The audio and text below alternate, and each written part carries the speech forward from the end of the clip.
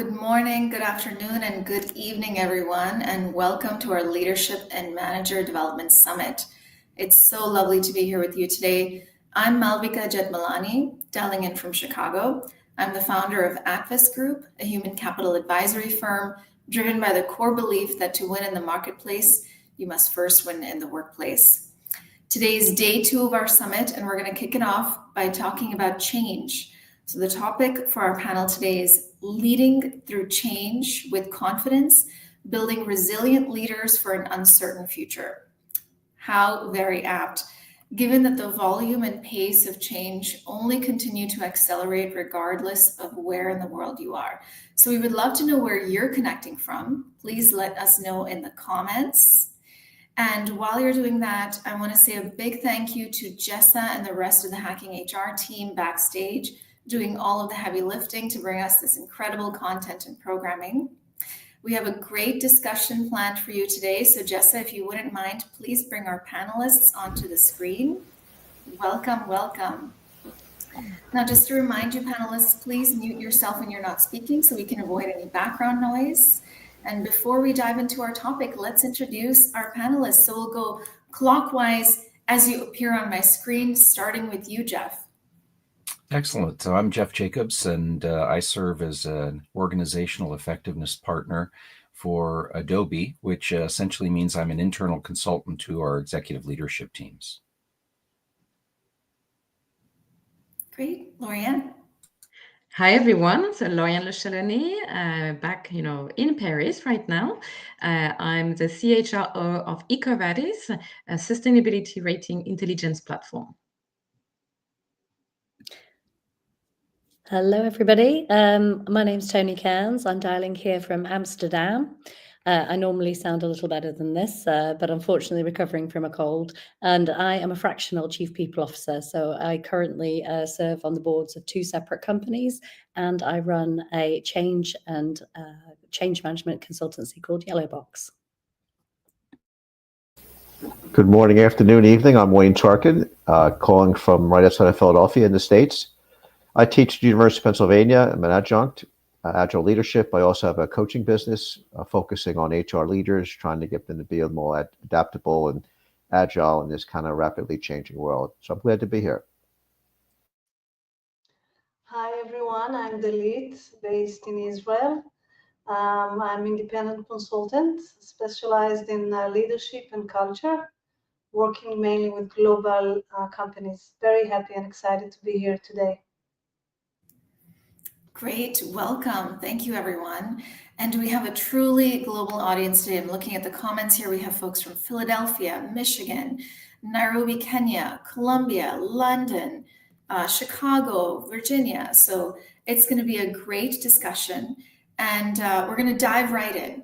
So when we talk about change, the experts often tell us that the tone for the change has to be set at the top, right? But leaders are often going through the change at the same time as everyone else. And Gartner data shows that 74% of HR leaders say their managers are not equipped to lead change. So the first question I have for you is going to be for Dalit, and then others please chime in as you would like. My question for you is, how can we prepare leaders for change? Thank you. I believe that leaders should be prepared for change all the time, every day. We are living in such a chaotic world and changing one day in, day out. So they need to be, obviously, to be prepared. And I think they need to be trained to lead change. And therefore, usually when I'm working with my clients, and also I used to be a CHRO before that, I always said to leaders that we need to sometimes even to change, sometimes even for the sake of change, just so we will be able to be ready when a large change is coming, and to understand what does it mean, what does it take, how to plan and how to build the resilience of the organization and people in order to overcome the change. I believe that you build actually resilience in organization. And the idea behind it is that the organization will keep up and be and overcome the change with not, collapsing during this change. So I think leaders should train change, should speak about change, learn how to change, what is needed to be changed all the time in order to be prepared. And it's exactly like building this muscle to some extent. Maybe if I can add, so I completely echo what Dalit you just explained. I think also there is a change management fatigue.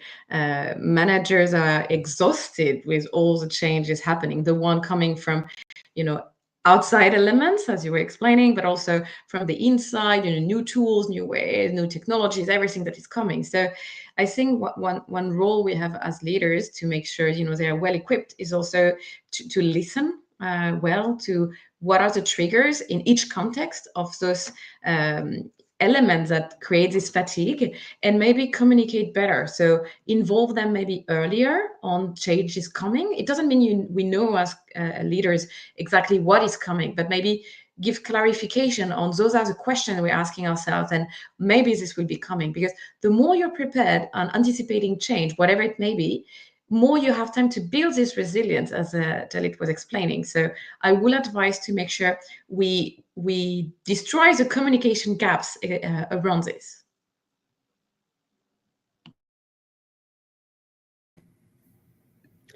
Yeah, I think it's a bit of a. Oh, sorry, did I jump in over you, Malika? No, please go ahead. Ravika.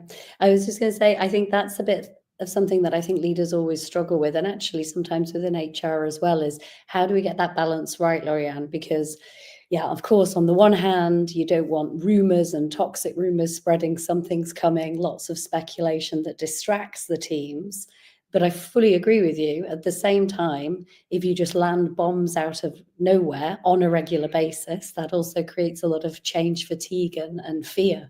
So I think you're right. There's something about just creating this ongoing dialogue where people understand that the world is continuously changing, and we will always be evaluating what we need to do to change with it, without that necessarily being speculations and rumors on things that we don't want people speculating and getting distracted about. So a bit of a dodgy balance there, but I think both are valid points. So Lauriane and Tony, you both mentioned change fatigue, which is evident in the data. So according to Gartner research, 73% of HR leaders agree that employees are fatigued from change. So my next question, I'm going to direct to Jeff, and then again, others please chime in and unmute and chime in after he's given his response. But Jeff, how can you identify change fatigue within an organization?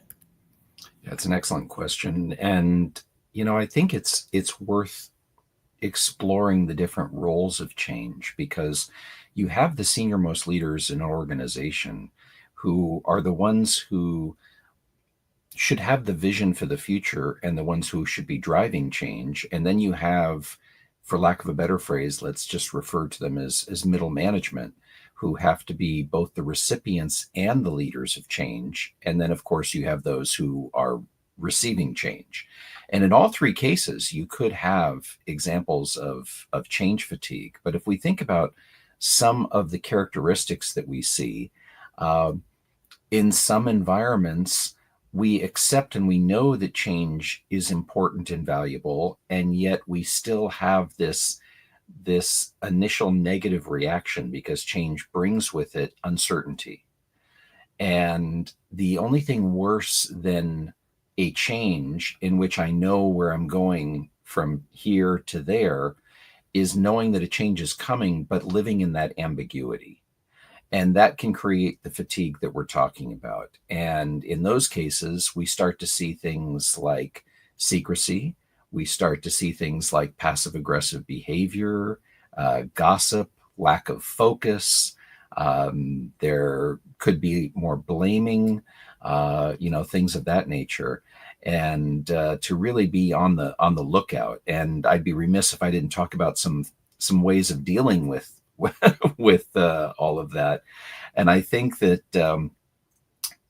the most important thing that I see is authenticity when it comes to sharing information and involving your teams with the change. What isn't serving us any longer? What opportunities do we have?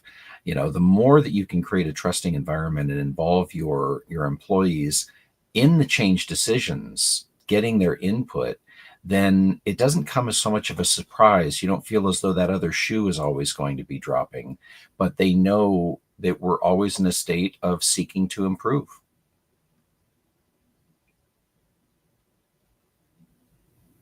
Well said. Other thoughts? I think guess, go ahead, Lee. Wayne. Okay. I apologize. I had some work done and it was making a loud noise. I had to get off.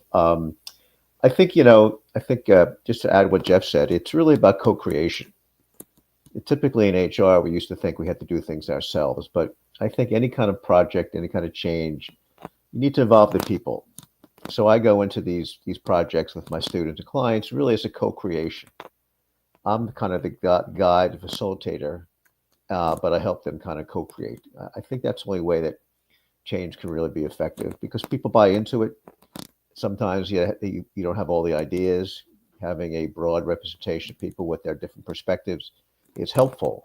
So just wanted to add that point. I think, when you think about change as kind of a co-creation concept that we use in organizations.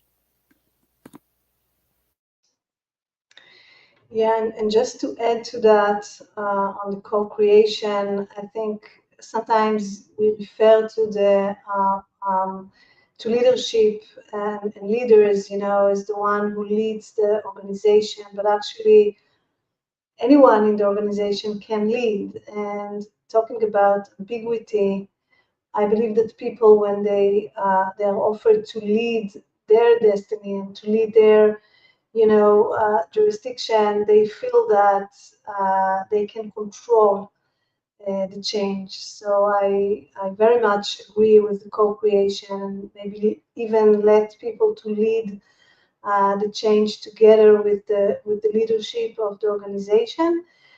And hopefully we need to thrive, at least, to create a positive experience around change. So later on, when change is coming to the organization, people will not be so afraid and so against the change. This is really a challenge, but it can be overcome as well.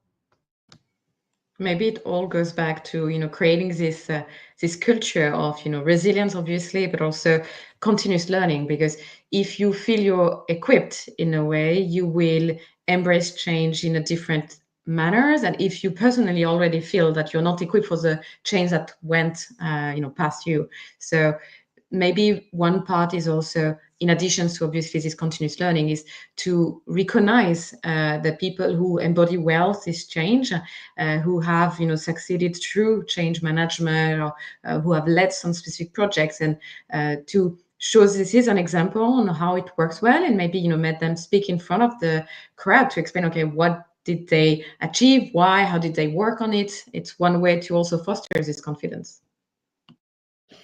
I think there's also something there in the track record as well. And, the fundaments of so many things rely on trust. But I think as well, if you have a very good trusting history with your people, there's one thing to prove that change can be good for you and this is going to be positive. But I think there's another one, which is just the better the organizational relationship between the business and its people, I think the more trust that they have that whatever change is being done is happening for a good reason, and I trust it will work out okay. I trust I will be well treated throughout it, etc. as well. So I think the two things could really be powerful together. I'd like to reinforce something that Anna Marie shares in the chat. I'm on a mission to move our language around change from people buy into it to people believe into it, with this notion that frequently it feels as though we're trying to to sell someone on the change versus involving them in the change, which I think is a very powerful observation. Thank you. Thank you for that, Anna Marie. And I love this idea of co-creation, right? I often talk about the IKEA effect, which is the idea that if you created something, if you built something, or you were involved in the building of a product or a process, you're much more likely to buy in. You're much more likely to want to see it succeed. We all have that kind of wobbly bookshelf in the back, right? That we made with our own hands, and it may not be perfect, but you have that sort of emotional attachment to it. So this idea of co-creation can be quite strong when it comes to change. So we've also talked about being resilient and building change resilient cultures. So my next question I'm going to direct to Lorianne. And what we'd like to know is, how can HR build a change resilient culture? What role do we play there? I think the first one is to normalize change, because if people expect, change is a one-time thing, in a way you're not preparing this culture that it's just going to happen over and over.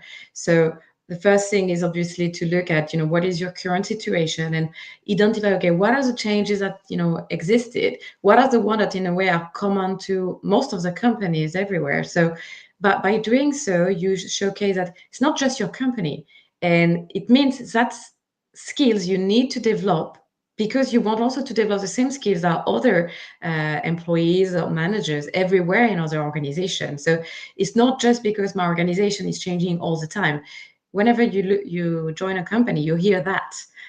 But in a way, if you position this again into a perspective that it is normal, change is going to happen, but there will be different level of changes. So what are the skills you need to develop for those different level of changes? So there is a common one, but then there is a transformative one that is going to last, for a few years, where people are going to work on in a long time. So this is where I think Anna Marie comment on believe in is really important, because you showcase what is the direction where the company is heading. So first you normalize, the second one you show the direction, and I think the third one is to really identify what are the skills that my workforce is missing today for this. So resilience obviously is a common one, but there may be really specific one. If we look at technology, is my workforce already trained on those technologies? If not, what is the plan I put in place, and how long? Who are maybe the change supporter and sponsors who will,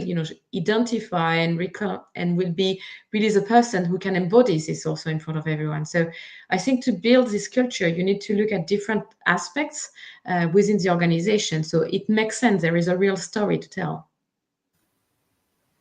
I'd love to build on what Lorianne was sharing. I'm a big fan of William Bridges' work as kind of the godfather of change, and his books about managing transitions. And one of the most profound thoughts that I share all the time with the leadership teams that I work with is the distinction between structural changes and psychological and emotional changes. And I frequently poke at my employers and talk about the fact that we focus on managing communication, but not managing change. And frequently we work hard to craft the perfect email that has all the information announcing the change, and then we kind of wash our hands of the situation, not recognizing that we have to help people through a change curve, which is not unlike the stages of mourning. That people resist change, and they have to go through these stages along the way. So making sure that we have the follow-up in place to help people through those emotional and psychological movements, not just the understanding of what's factually changing.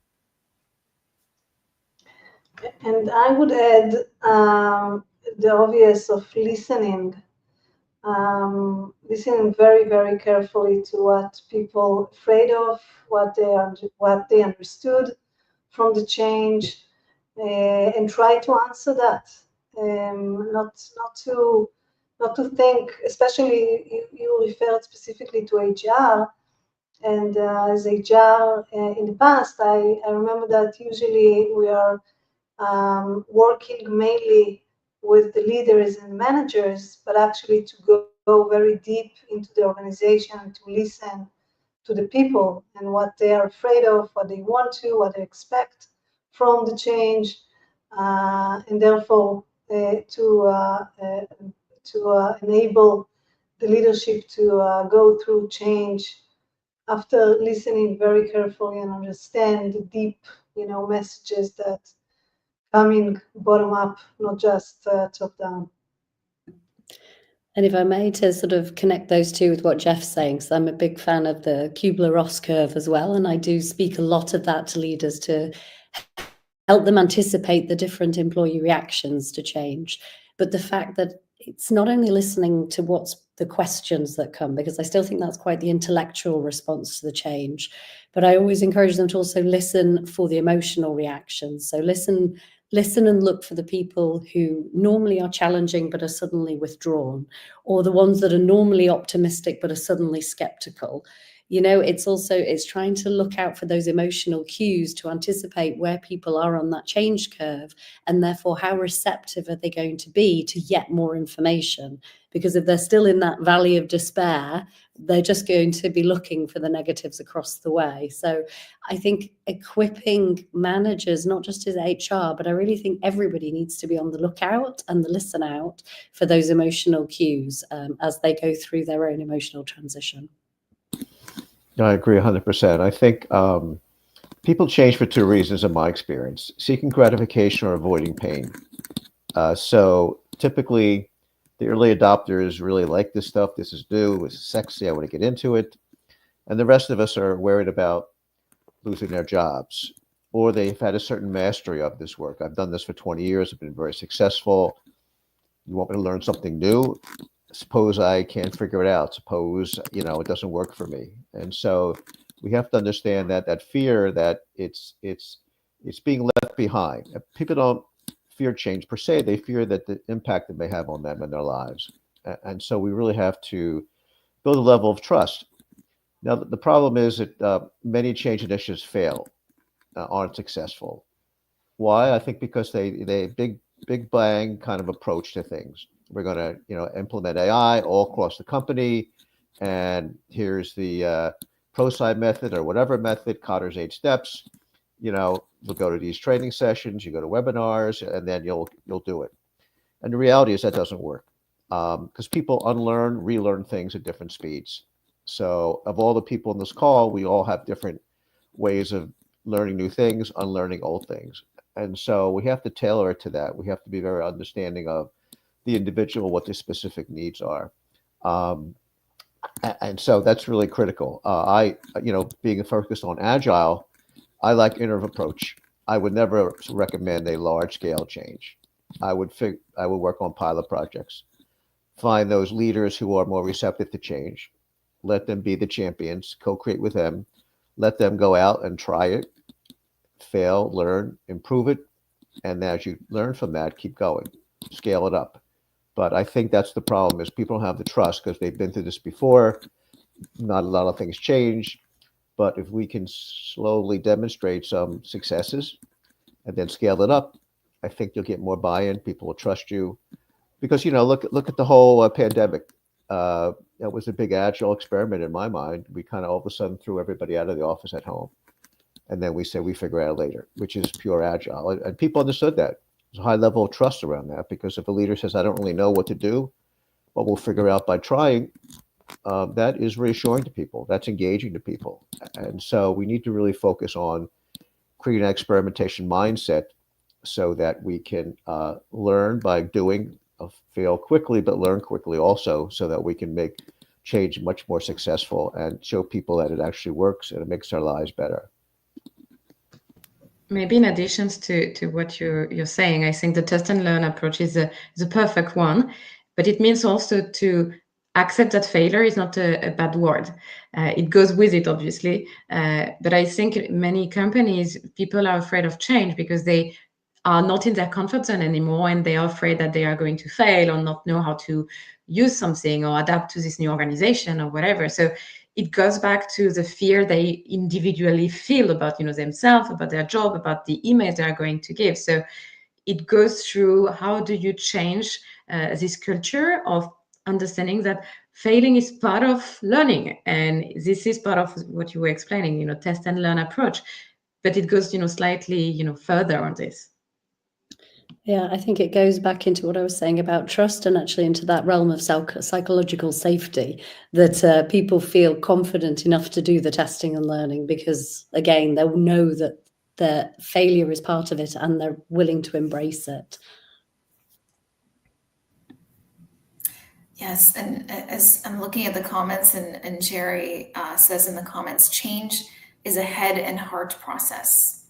So if we agree that change is a head and heart process, then Tony, I would love to know from you, the psychology of change management is quite complex, right, as we've been discussing. So how can we equip leaders to handle this sort of gamut of emotional and psychological responses they're faced with when they roll out change? Yeah, and actually, I mean, we touched on it a little bit before with what we were saying with Jeff, that I think there's some basic education. So I'm not suggesting that we need to train everybody to try and become psychologists or anything like that, but I do think it's equipping anybody who manages people on some basics of human psychology when it comes to responses to change. And I think the Kubler-Ross curve is such an easy one. I think it's very accessible. It doesn't take very long to explain, and you don't need any kind of prior experience to understand, the curve where the typical reactions will go through a sort of denial and anger, a depression, an exploration, and then finally a commitment. And to also help them understand that is the curve that everybody will probably go through. I know there's some challenges to that, but let's say for simplistic terms, most people will go through that at different speeds. And that's really important as well, because so often I find leaders and managers, they believe everybody feels the same way that they do. So if they are nervous about the change, they will expect everyone else to be. But if they are okay with the change, they will expect everyone else to be. And they don't really appreciate that everyone goes through this in their own speed, and even sometimes, slips back. I think spending half an hour, that's all it needs. Half an hour focusing, I think, mainly on that. And then secondary with the what again I did touch on before, what to look for in terms of language, body language, withdrawals, reactions, out of character behaviors. So how do you really then understand where your people are on that curve without them having to articulate it, verbally?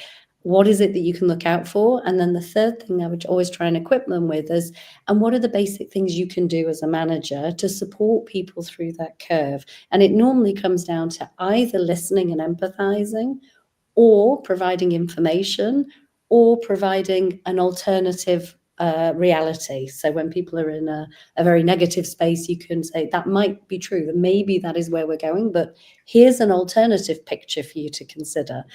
And by giving managers some really simple tools like that, I find you can actually build their capability in this space without overwhelming them. Mm-hmm. I'd love to build on that a little bit, Tony, because I think what you're sharing is so important. And we've used the words trust and psychological safety a couple of times. And I'd like to unpack that a little bit, because one of the challenges that I've seen with people accepting or being resilient in the face of change is that we use too much corporate speak in trying to explain the change that's going along, as opposed to authenticity. The people who are communicating the change frequently have challenges with it as well. And instead of, to the point that Marianne made in the chat earlier about trying to sell people on change, I think there's a lot of credibility when leaders share their own challenges. Yeah, this is difficult. We're moving to a place that's uncomfortable for me as well. And that authenticity, I think, gains a tremendous amount of buy-in from your employee population. There was a fireside chat between the Adobe CEO, Shantanu Narayan, and the CEO of Nike, and Shantanu asked him about one of his top leadership capabilities or what he thought was most important. And he talked about vulnerability. And he said it's vulnerability because vulnerability creates connection and followership. So I really believe in that tremendously. And on the topic of trust, if we are starting to build trust when we're trying to communicate change, we're too late. We're too late in the process. We need to lead with trust and make sure that's established. So when the change comes along, our employees are already bought into us as leaders.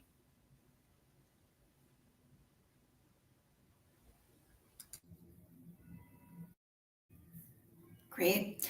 And speaking of skills that leaders need, recently the World Economic Forum rolled out its 2025 Future of Jobs report. And some of the top skills that employers look for and place a premium on include resilience, flexibility, and agility. So my next question is going to be for you, Wayne. As a CHRO and an agile HR coach, can you share your perspective on how HR leaders can foster agility and adaptability among leadership teams to manage change more effectively? I would just add what Jeff said. I think that's really important. First of all, you have to be true to yourself. You have to be transparent. You have to be honest.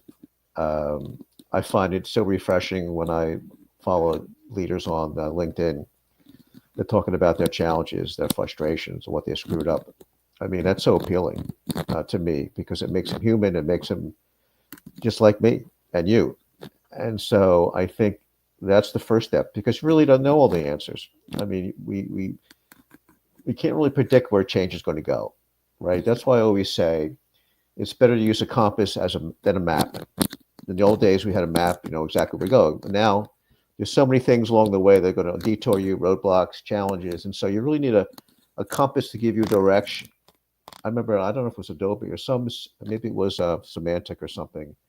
CHRO was saying that we're putting in this new performance management system.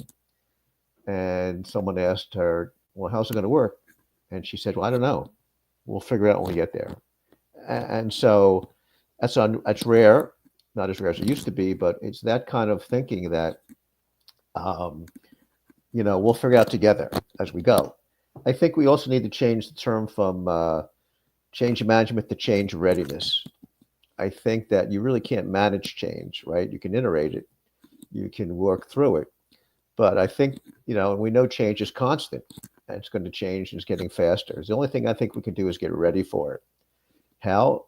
By being focused on experimentation, by giving people permission to fail, by not having 6-month, year-long projects that at the beginning sound great, but at the end are disasters. Having small incremental improvements, breaking a big project down to small pieces, incremental iterative work that you test as you go and you fix as you go and you get your customers involved. So I think that mindset of experimentation, more agile thinking is helpful. But I think the big thing is, how do we look at change? And change really should be ready for it, just by getting people to understand that it's going to impact us. We're not sure where it's going to go, but we're going to figure out together by trying different things. The more you try things, the better your distance, your focus becomes because you've learned along the way, right? Versus at the beginning trying to set the course. So the incremental iterative learning, I think, is really critical. So that would be my recommendation. Maybe one action that is easily implementable is to do after each change a kind of a post-disruption review with the people who were either really impacted by it or leading it. Because through this, it's one way to identify the skills that we expected to have, as Wayne was explaining, and the one where we're missing, and that we were maybe thinking that we had developed them in the organization, but maybe not to the level it was needed, or maybe not with some specific context. So it's one good way for the HR leaders to be able to identify those differences, and for managers also to coach better their team members on this, and maybe for themselves also to know where it was successful and be reassured on the next steps to come, or maybe to say, okay, we have maybe to do a break right now to work on this first before we go further. This will also be something to develop skills.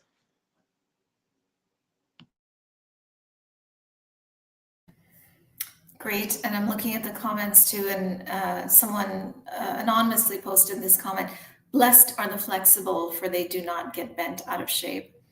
I love that mindset on flexibility. Great. So many good insights. And I hate to be the one to remind us that we have roughly 5 minutes left. Thank you so much, everyone in the comments, for your energy and participation and your wonderful insights. So let's make these last 5 minutes really impactful. So panelists, if you could leave our audience with one tip on leading through change, what would that be? And we'll start this time in reverse order from how we began. So Dalit, let's start with you. So I listened to Wayne, and one word that jumped into my mind is I love the change readiness, and I also thought about growing, change for the sake of growing, and it goes very well with growth mindset and many things that people said here. So I think to communicate the why and try to change for growing. And I believe that way, we can engage people to this change and make it less difficult for them and more positive in the experience. So communicate the why very clearly. I would end with that. I would say get started. Oftentimes people want to get it perfect, so they never get started. And once you get started, go slow, fail, learn fast, and try again. That's the only way to be. I think that's one of the, especially in today's day, it's the only way to be successful is experiment, learn, improve, and then go forward.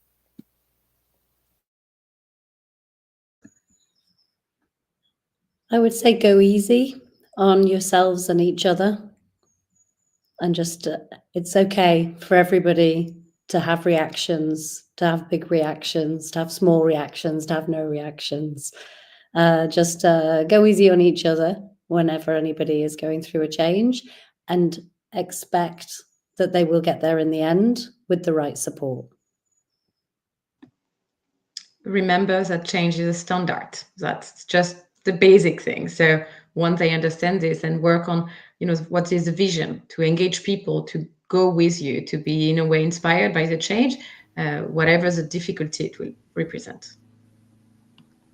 So many wonderful points. I think what I would lead with is, or leave folks with, is that change is a capability that we need to develop.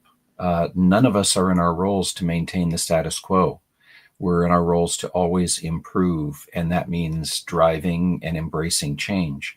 So if we set that expectation up front and talk about it before we have to experience change, then I think it makes every subsequent change that much more easy and even welcome, because that expectation is set. My goodness, so many great insights. Start with why, push the start button. Don't let perfect get in the way of progress, right? And Michelle in the comments said something very similar. Don't let perfect get in the way of progress. Experiment and learn. Go easy on yourself and others. Expect reactions. The Goldilocks gamut of reactions, the big, the small, the medium. Remember that change is standard, and so much more. So thank you so much to our panelists. Thank you for sharing your expertise and your wisdom with us. Thank you again to everyone in the comments for bringing your participation and energy to this conversation today. Enjoy the rest of the summit, and we'll see you soon for the next panel on leveraging effective collaboration to build high-performance teams. Thank you. Thank you, everyone, and great chat, Thank really you. inspiring. Thank Totally you. fantastic. Thank you. Have a great Thank you all. evening.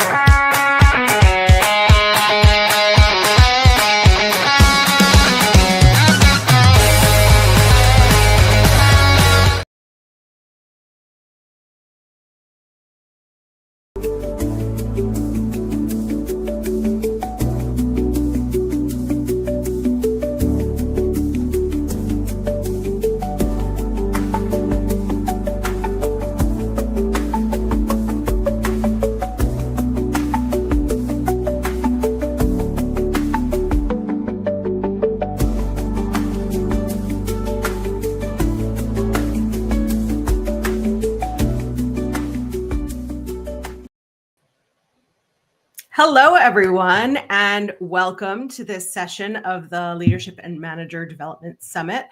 My name is Lauren Lefkowitz, and I'll be your moderator today for the panel on leveraging effective collaboration, building high-performing teams for innovation, productivity, and results. I am an executive coach and fractional HR leader, and I have 20 years of experience in all different aspects of corporate HR. And HR people are my favorite people to work with and to coach. I would love to welcome my panelists onto the stage now so that we can get some introductions going. Welcome, panelists. So great to have you here. Let's just start with some introductions. And panelists, if you are not speaking in the moment, if you could stay on mute so that we can reduce any background noise, that would be really helpful. I'm going to ask you to introduce yourselves, tell us where in the world you are, what you do for work, and why this particular topic feels important to you. And we'll go in order of Alex, followed by Jessica, Fabio, and then Melissa. Kia ora. Hi, I'm Alex Howison. I'm down here in New Zealand, so it's just before 5 a.m. here. I'm really thrilled to be here, actually. So what I do for work, I do lots of different things, fractional HR, but specifically in AI. But what drew me to this topic is the absolute importance that everybody deserves a good leader. And I think it's our role in HR to make sure that we're building the next leadership levels across businesses, but also in our own function of HR. Thanks. I'm looking forward to this. All right. Hello. Good morning from Atlanta, Georgia. My name is Jessica Siegel, and in my 9 to 5, I work as an AVP for talent development at an insurance brokerage. And then in my 5 to 9, I own a company and help job seekers navigate the tricky market. So trying to reprogram your mindset around job search and create inbound leads, create your personal brand and build upon that. So you're not doing the spray and pray with everybody else. I am drawn to this topic because we spend a lot of our time at work, and we spend a lot of our time at work with our direct teams. So the better that we can get teams communicating, collaborating, comfortable with each other, the better people's work lives, your quality of life is going to be at work because you enjoy and you understand how people are wired that you're working with. So many of the personnel issues that I see in my day-to-day is just personality or communication or, just some basics. So if we can really get people comfortable with their teams, they're going to be higher performers and ultimately have better output to support the business and support the client. So that's why I was drawn to this topic.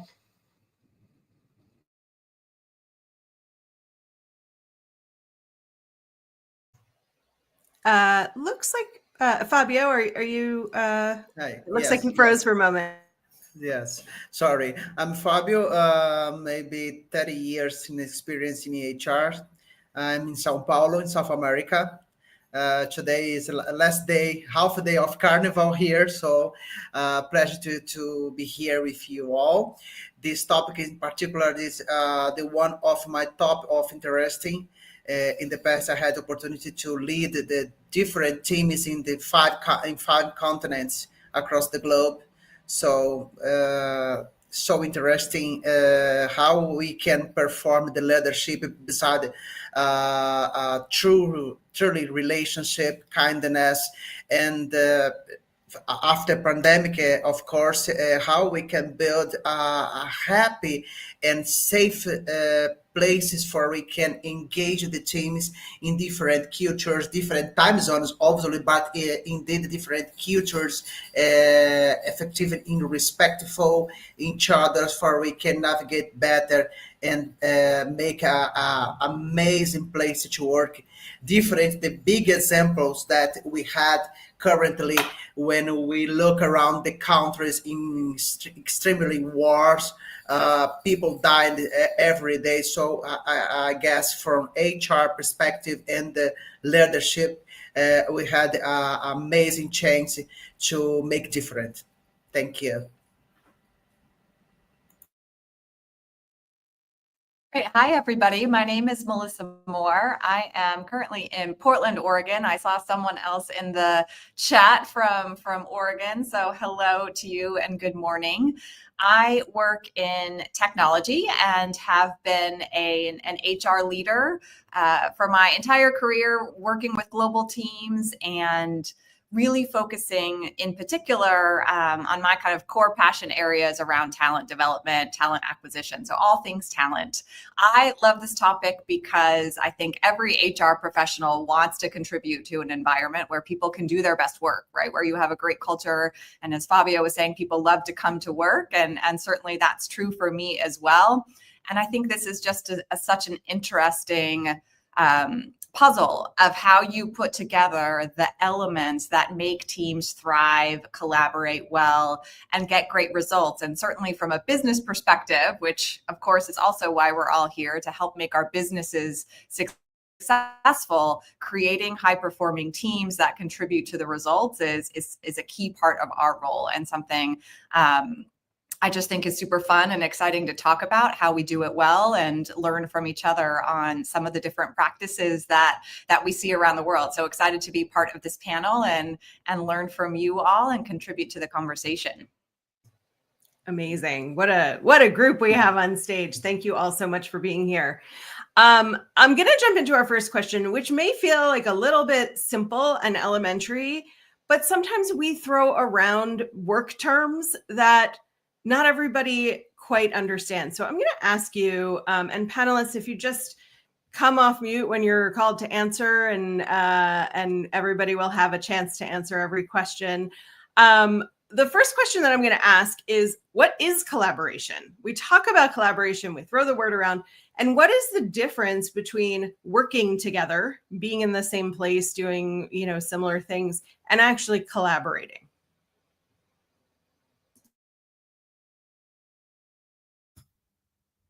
I can start if you like. I think the difference, with collaboration, it's an inclusive idea sharing. So I think working together is sort of it indicates a delivery of a thing, and I think collaboration is far more iterative and much more before that. And in terms of it, but keyword being inclusive. So a team share rather than a team do. From an ideas perspective, that's how I would classify it. Guess also this is capacity that to understand the order, our colleagues, So sometimes we concentrating in our activities, goals, challenges, everything else day by day. But sometimes we forgot to connect to the other people for we can effectiveness in touch and collaborate, So another thing is about our comfort zone. So we can compare this day by day, the business as usual, challenges and comfort zone. So don't disturb me. I need my own problems to solve. No, so guess some mixed things that we can enforce for we can now talking about and influence about collaboration. Really rare in today's work environment, that you're not working in a team of some kind, that you don't get work done together or need other people to be successful in your role. And certainly in the work that my company does and lots of tech organizations, right, there are a host of, whether it's an engineering team or products teams that are working together to really amplify one another. And so the idea that you all know well, which is that, I can do only so much alone, but if I have a team with me, my results and my impact is going to be much greater on the organization. So I agree with everything that's been said so far, is that, we're better when we are working well together and can achieve better results when, we have a team that is working kind of, cohesively and in harmony to make an impact. So I think that, there isn't an organization that exists today where collaboration isn't going to be a key component of how things get done. So I've heard so much about working together and collaboration as a main driver for return to office. And I would say you can be working from home, you can be working in distributed offices, and you can be collaborating together. I go into an office 3-4 days a week and I see people with their AirPods in or in a huddle room working on themselves. Just because we're putting people in an office doesn't mean they're necessarily collaborating. And I think that's a big misnomer in the current time we're living in. I see teams that work distributed or work remotely, and they are highly collaborative and checking each other's work and asking critical questions and pushing the envelope. And I see people who are in an office together who they might be working on the same project, but that doesn't mean they're necessarily sitting and huddling around and talking things through. I really think about the difference from working together to collaboration as like working together means I talk to you. It means you were a second set of eyes. It means I ran it by you versus collaborating is, I was stuck here. What do you think about this? What have you done? Has this come up with a similar client situation in the past? How would you handle it? So I think it's just really being able to have critical conversations and push the envelope versus just a rubber stamp of like, oh yeah, somebody else looked at that RFP before we send it off to the client. So that's what I think about the difference between collaboration and working together. And if we have teams that we have people with diverse backgrounds and perspectives, having those perspectives around the table ultimately put us to a better end result when we have differing perspectives and differing experiences. That can put wrinkles, right? It might mean you have to redo something or put things in a different order, but ultimately if it's a better end product, then hopefully folks feel that it was worthwhile to go through that collaborative process together. Thank you. Thank you. Hopefully that offers some clarity for our audience. And speaking of our audience, we have more than 325 people watching us live. And I know Hacking HR gets a lot of replays. So audience, I encourage you to comment, ask questions. I've already seen some comments coming in, and panelists, as we're continuing the discussion, feel free to bring in comments that you see that are relevant to your responses. The next question is, what are the foundational elements? What are the core competencies of a high-performing collaborative team?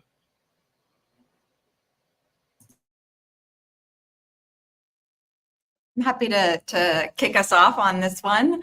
So I think that there are a few key elements that I think of every time. Trust is probably paramount to that, and I'm sure I can see some nods because I think we kind of all agree that's the foundation of working well together. I think another critical element, and this is sometimes where things can go sideways, is our expectations explicit? Do we have shared goals? Are we clear on what my role is, but what the bigger picture is? And so for me, that is, hugely important. So trust is the foundation, but that next step is like, what are we doing and how are we doing it together? And what do I need to achieve? So shared vision and goals, communication, and Jessica touched on that a little bit, whether it's asynchronous or, in office or whatever that might be, the communication channels have to be there and have to be, there has to be a regular agreed upon cadence. Well, how do we communicate about this? Is it, on Slack or Teams, or what are the methodologies in which we work together to really foster and make communication almost part of your working discipline? And that's how you can prevent the silos that sometimes happen when you have larger teams and kind of break down that issue. And then Jessica also touched on, and other people touched on, diversity of thought, right? So making sure you get those different ideas. And then the last thing I would share is, what are the metrics and milestones in place where you have a sense of accountability, you have those regular updates, again, on those shared goals, how things are tracking, and making sure that everybody is aligned and on the same journey and path.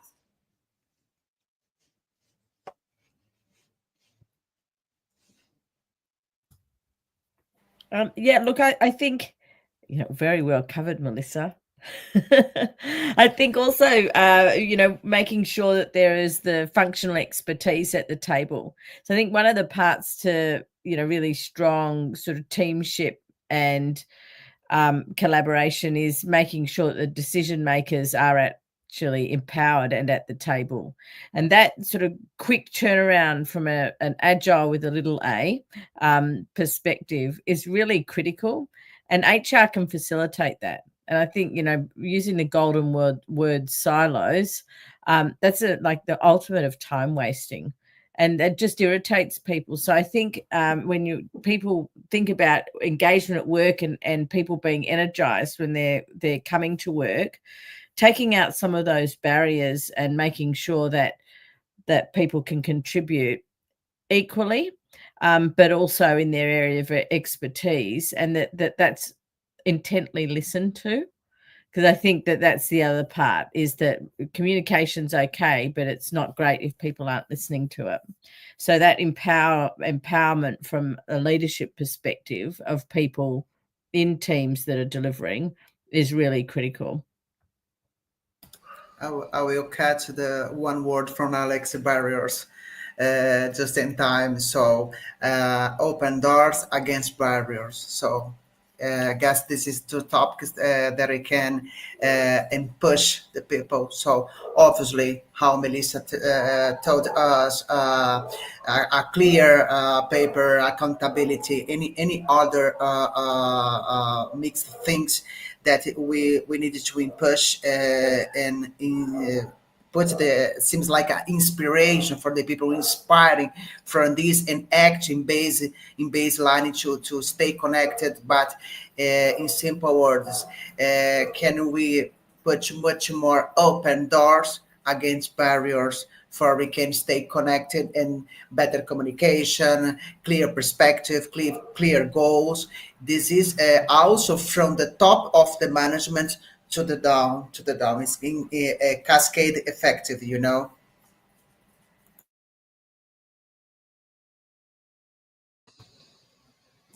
I don't have a lot to add from Melissa pretty much captured a lot of our thoughts, and then Alex and Fabio drove them home. I think the only thing that I would add is understanding, right? People want to feel trusted, but people also want to feel respected to do their roles. And if we can create environments with our teams that people feel trusted to do their roles, they feel respected for the expertise that they bring, there's nothing worse than a colleague who's just, full of self-doubt, questioning everything, making basic errors because they're just so in their head. So I think if we can foster environments where, we're empowering people, that they feel respected, they feel ownership over what they bring to the table in their portfolio, that can also help with, collaboration and creating high-performing teams. So some of the foundational elements that you all have just shared leads us to, oh my gosh, how many meetings am I going to be in now that I'm really focused on collaboration as a core value? And so when we are building collaboration in our organizations and companies, sometimes that can lead to excessive meetings. So how can organizations, teams, individual leaders ensure that collaboration leads to better innovation rather than just more meetings?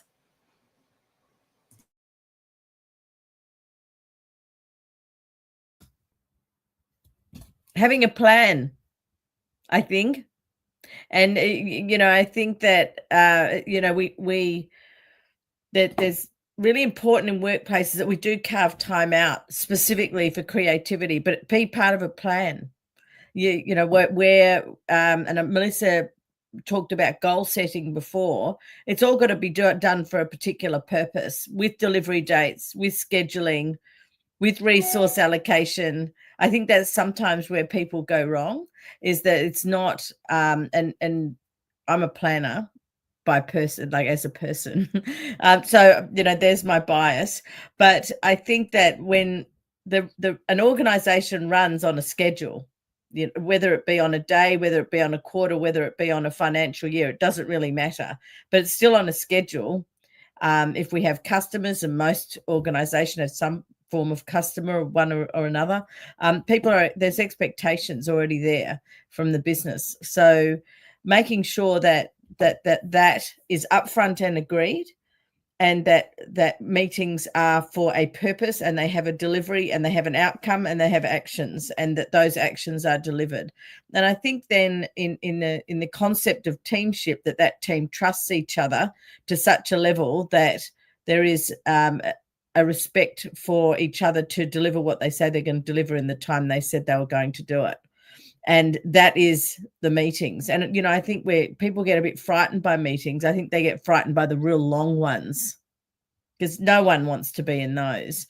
So, you know, stand-ups, 15 minutes, half an hour, check-ins, those types of things as part of your schedule are really helpful. And it can keep people who are not really that well inclined to planning, keep them on track. So you've got one end of the spectrum, it's quite inclusive, but having rules around that, agreeing the rules, and then making sure that they're stuck to, because there's also nothing worse than I'll give you your time back. No, I don't want my time back. I want to actually commit to what we're doing. And if it's too much, then I'd like you to cancel it. Don't give me time back. You know, and I think it's just making sure that we don't, that if there, that iteration and that quick fire review is constantly occurring about what's worthwhile, what's valuable, and how things are actually operating. Very good, Alex. Sorry, Melissa. Go ahead. Okay. All right. Thank you. So I want to just echo and kind of repeat for the group, right? Something that Alex said, and I think is super important, is that collaboration needs to be purpose-driven, right? Not process-driven. And so there were two things that I would probably add to kind of that mix. One is, really driving home the capability of asynchronous communication. So, you don't have to be in a meeting to collaborate. There are other ways to get work done, and, having the right channels for that asynchronous work or asynchronous collaboration is huge. And then the other thing I would add is, like, what is the channel for stakeholder management, right? Every organization has to report out on how they're doing on milestones or progress. So what are the right channels for that? It could be asynchronous, but it might need to be a meeting. And so not everybody needs to be involved in that meeting. Like, who's the right audience? Who are the right stakeholders? And how do you make sure that, again, there's that regular cadence around, this is when we're going to report out to our stakeholders. These are our milestone reviews, or whatever the case may be for your organization. So, really taking advantage of asynchronous collaboration. And then again, going back to having a plan, make sure you have a plan for stakeholder engagement, where I think often we spend a lot of time in report out meetings. So what does that look like, and how do you make it most effective? Thanks. So just adding some topics, I guess all of us, or the majority persons in the organization, is still suffering about we start our business day and end our regular business day, a lot of meeting. We pull out meeting after meeting after meeting after meeting. So I guess we can, and we must be reduce this and build spaces for conversations. How Alex and Melissa confirm and insist about planning the right people to stay in this meeting, in the another meeting, for the results of this meeting, or touch points to check if I the plan in the right way, if we have right productivity. So not the sensation that after a lot of meeting day by day, what we make this in this session, what the results, what the guidance for us, because the people is still lost after many meetings. So no good results, no clearly situation, nothing else good for the company and the people. Yeah, I'll chime in quickly. I was actually thinking about RACI and saw that people were putting that in the chat. So if you're not familiar with RACI, it's an HR framework that role by role you define you put out the tasks, and then for each role, who's responsible for that task, who's accountable to make sure the task gets done, who's consulted, and who's informed. And the company that I work for in my full-time role, we have service teams that are highly collaborative. And there was a lot of confusion about who has ownership, who, does the task, who makes sure that it gets done, and is a second set of eyes. So I've gone through with a number of the service teams and had them fill out their own RACI charts. But RACI is not the end all be all, because there's also a gray area, or you have an open, role on this team for an account manager. So now other people have to flex up and flex down and get that account manager load done. Or it could be somebody's on a medical leave or on vacation, or a new client got added to your book of business and you're just really busy and you're all pitching in. So I always do RACI, but like with a disclaimer of like, this is not the end all be all, and you still have to communicate with everybody on your team and make sure that, things are getting done. But it goes back to that ownership. And right, if you see on your RACI chart, and after we do the RACIs, I print them out for the teams, we laminate them, and they actually keep them as a job aid at their workstations, because I want it to be a reference document, not something that's just sitting in a computer that you never look at. And I just make sure that it's something that folks understand how to use, understand the purpose of it, but also understand that, yes, you have ownership over this piece. So it is your responsibility to start that document, to start the RFP, whatever it might be. But also just make sure that we're talking to each other. So as things come up in real time, or this might be your responsibility, but there's a major client issue and you've never dealt with it before and you don't know what to do, we still need to be communicating and collaborating. And I think in our current environment of having teams that are highly distributed, right? Like we have our main office is in Atlanta for the Southeast region where I work. We also have associates in Charlotte and Birmingham and South Florida, and people who work remotely. So we've done a lot of training on SharePoint and OneDrive. The company was not that great at using those tools, and it's been a real game changer that people can be looking at an RFP and all making edits in real time. So right, not everything has to be a meeting when it comes to collaboration, and there's lots of technology that can help to facilitate collaboration in real time if we just learn how to use it.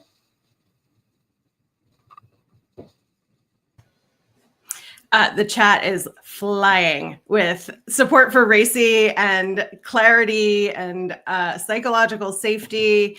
And that leads to my next question, which is, how can teams, or as HR leaders, how can we navigate conflict in a way that strengthens collaboration? Because conflict in a collaborative environment does have an opportunity to break trust and to cause separation. So how can we, as HR leaders, navigate conflict in a way that helps us build and strengthen collaboration?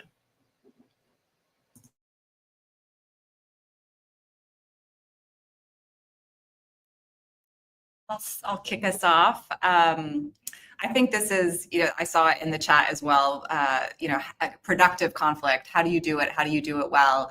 And I think there are, the foundations of trust, and somebody talked about relationships in the chat. That's kind of, again, going to be how you get there. Do you have collaborative, relationships and trust at the foundation? And then how do you work through disagreements well?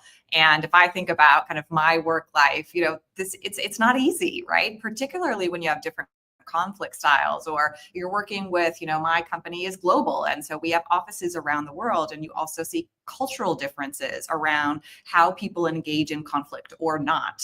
And so really getting at the heart of how you do this well, I think is going to be time well spent for any organization to normalize that disagreement is okay.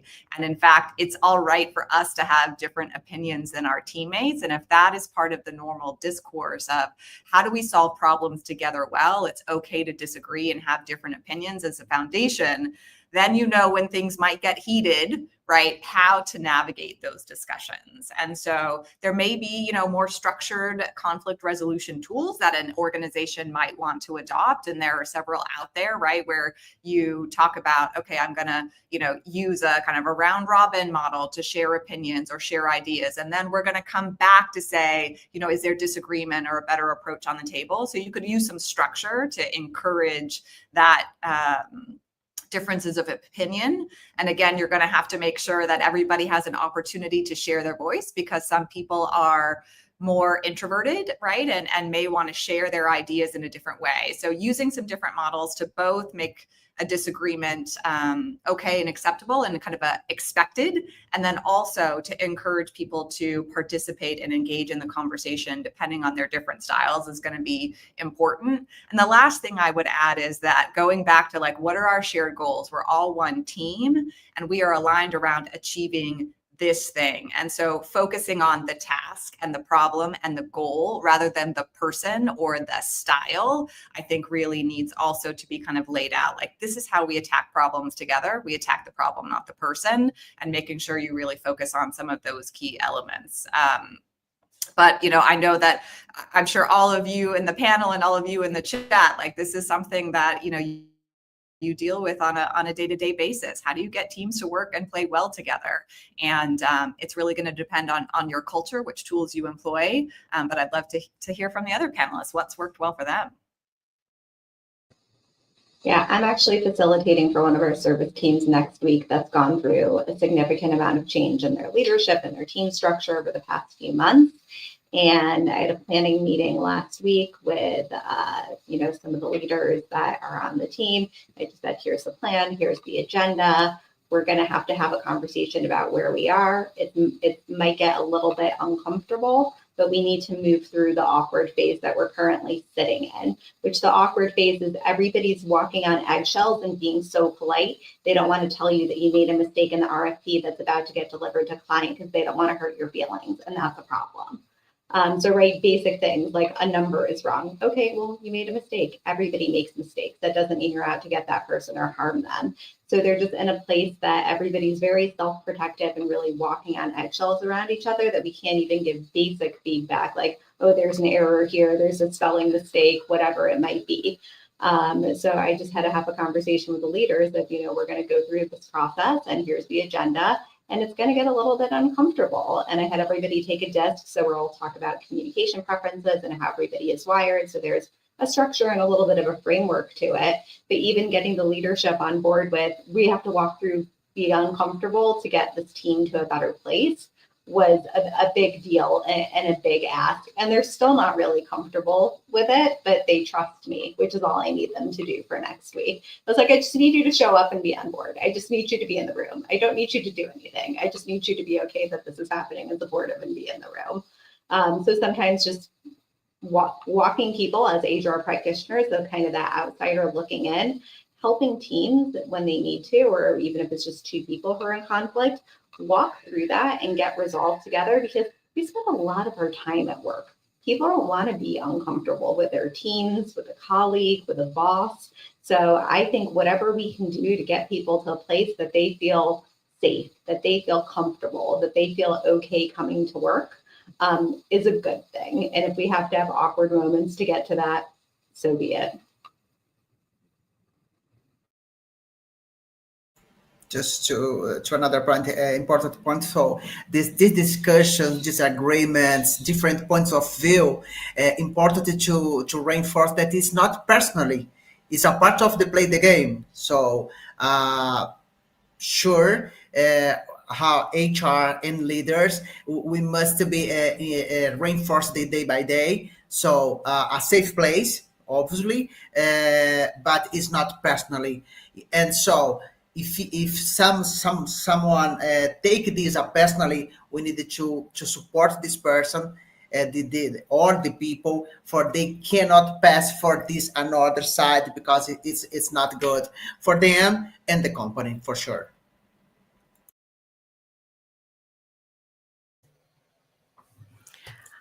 I would love to point out that our chat is like the most supportive chat I've seen. I've been moderating panels for Hacking HR for a couple of years now. This chat is pointing out points, is complimenting our panelists. They're complimenting each other on the points that they're bringing up. Like, if this isn't such an organic, natural way of showing support and building team in the chat, I don't know what is. So if you're in the chat, if you're in the audience today, connect with these people, connect with the panelists, me, the moderator. Discussion happens with people who are learning from each other. And if we're all here, HR professionals, working to find ideas, one of our first resources can be each other, can be a community of HR folks. Which leads into our next question, which is, sometimes we come to these panel discussions, we get so motivated and so excited, and we walk away and then we say, what do I do? How do I do? Where do I start? And so let's get specific for our audience on tools, resources, books, and other opportunities to get some hands-on learning about creating opportunities for collaboration within our organizations. I think the easiest place to start if you work within an organization is understand your tech stack and what it can do. All of our companies are paying a lot of money for licensing fees for tools that we are just using the tip of the iceberg. And if we actually sit with our IT people or just people who know these systems really well because they've taken the time to learn them, there are probably technology tools in the company that you work with or consult with that can really help you to build a collaborative culture. When I started, I've been with my current organization in my full-time role a little over a year. And when I started, I put everything in SharePoint and OneDrive, and I would share things with my boss, and we'd be looking at things at the same time. And she's like, I've really never used SharePoint or OneDrive this way. Like, can you show me what to do? She's like, how did you know how to do all this? I was like, oh, well, I worked remotely for 5 years, basically since lockdown to the time I started with my current company. So that was my only option. There was no, let me print this off and walk it into your office because we were on lockdown, and then it was working for a global company where we were all working remotely. So you sometimes you flex to the environment that you're working in, but I would say pretty much all of us have tools at our disposal that can help to facilitate team building, help to facilitate collaboration, and we're just not using them effectively. Yeah, I think Jessica. that's. Oh, sorry, Alex, go ahead. No worry, go ahead. No, all I was going to, I completely echo that. And I think if you look at tech stacks like Microsoft, they're now linking apps like Miro, Jira, all of those types of planning tools are all sitting in there. And so look, I think that when you're looking at your teams, Google Keep, there's lots of different, depending on your stack, there's lots of different parts to these. And I'd encourage you just to go in and explore them. There's plenty of resources on YouTube, on LinkedIn. Just if you don't even know where to start, Google it, strangely enough. And I think that there was a question there with regards to AI and using AI for collaboration. A lot of those tools, the AI is in it, Copilot as an example in Microsoft. So it's all there. In terms of resources, books, etc., I would encourage you to go and pin some thought leadership with regards to leaders that resonate with you and your values on LinkedIn. Hacking HR, of course, is an extraordinary place to start in terms of the crash courses and all the rest of it. I'm not just saying that. I think it really is. So get involved there. But also, thought leaders like Keith Ferrazzi, who's just written a book called Never Lead Alone, who talks about teamship and collaboration. Go and look at some of those CHROs, like Frank Cognew, for example, who are out there, and follow them because they're writing a lot at the moment. And the best place, free, is to make sure that you are linked in to these people, but then also they will then recommend. So I think, of course, link into all of us, and we will then on-link people. But it is around deliberately building your communities and networks to learn more. That's what I would say when you're looking at resources in this space. So we have 3 minutes. So, Lauren, guess how Alex suggested we have amazing environment in Hacking HR, a library, courses, everything else. So a good start, good way to start. But more than remember that the VUCA expression and significant. We have a lot of changes. I mean, it's in South America, North America, Europe, Asia Pacific. So make sure that for us, other leaders and the heads of the people in our organization reserve space for we can navigate for different vision, books, experience, tools, AI, because VUCA is day by day. These are crazy for, so if you can safe space in our company environments, we must be thinking about this. So our people have this space, they have this culture for they can pull out the comfort zone to get more acknowledgement in the 30 minutes, 20 minutes, 1 hour in our journey for we can experiment the different tools and hear our colleagues or another people's something experience in another side of the world. So guess this is important for us because VUCA is a day by day and we needed to pass for them and in our teams in a best choice. Thank you. I think well done by everybody with their recommendations. I'll echo one in the chat that I saw. We spend a lot of time talking about, how to do conflict well, productive conflict. And I always go back to that book, Crucial Conversations. It's a great one. And so definitely encourage people to pick that up and then do some additional research on, psychological safety. And then the other thing we've talked a lot about is project management. How do you do it well? Program management. And so there's lots of research on, I think, Alex, you were the one that talked about, agile methodology. There's tons of data around there. So whatever your organization has adopted, really dig into that approach and make sure you understand it so you can support your teams well. Panelists, you're all incredible. Depths and depths of information. And it has been such a pleasure to be on stage with you today. And thank you so much to our audience who has been so integrated into this conversation and really so engaged. Have an amazing day. Enjoy the rest of the summit and we'll see you soon. Thanks, Lauren. Thank you, everybody. Take care. Bye-bye. Bye. Bye.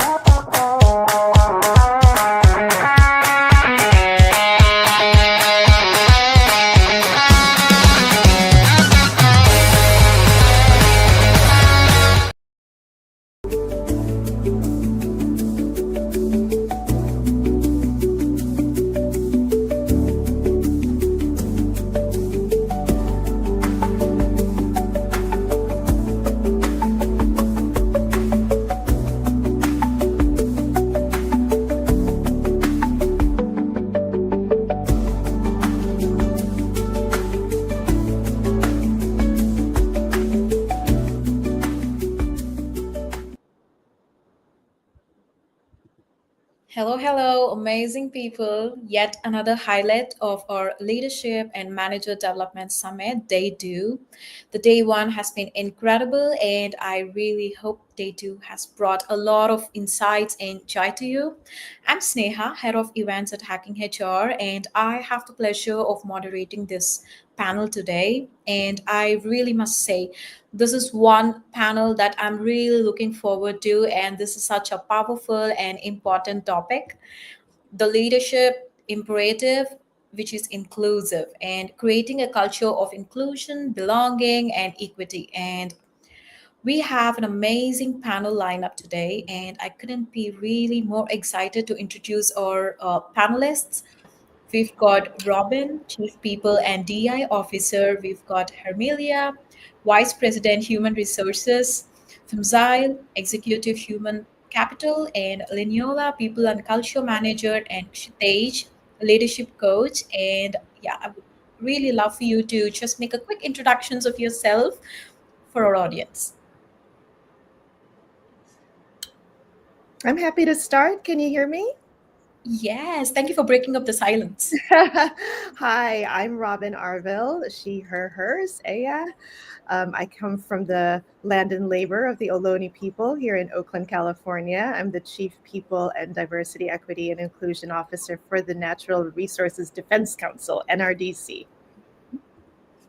Wow. Who'd want to go next? I could go next. I hope you can hear me though. Right. Good? Yes, we could. All right. My name is Olajumoke Leniola Kindulire, and I'm People and Culture Manager at Coca-Cola Hellenic. Well, at least I was until yesterday. I'm moving on. Transitions happen all the time. And I'm happy to be here. Been in HR consulting and corporate communications for quite a while now. So I'm excited to have this conversation. Excited to have you on the panel as well. I can go. It's fine. I'm Phumzile Hlatshwayo. I'm working for Netstar, which is the fleet management telematics technology company. I've been working in human resources for more than 20 years now.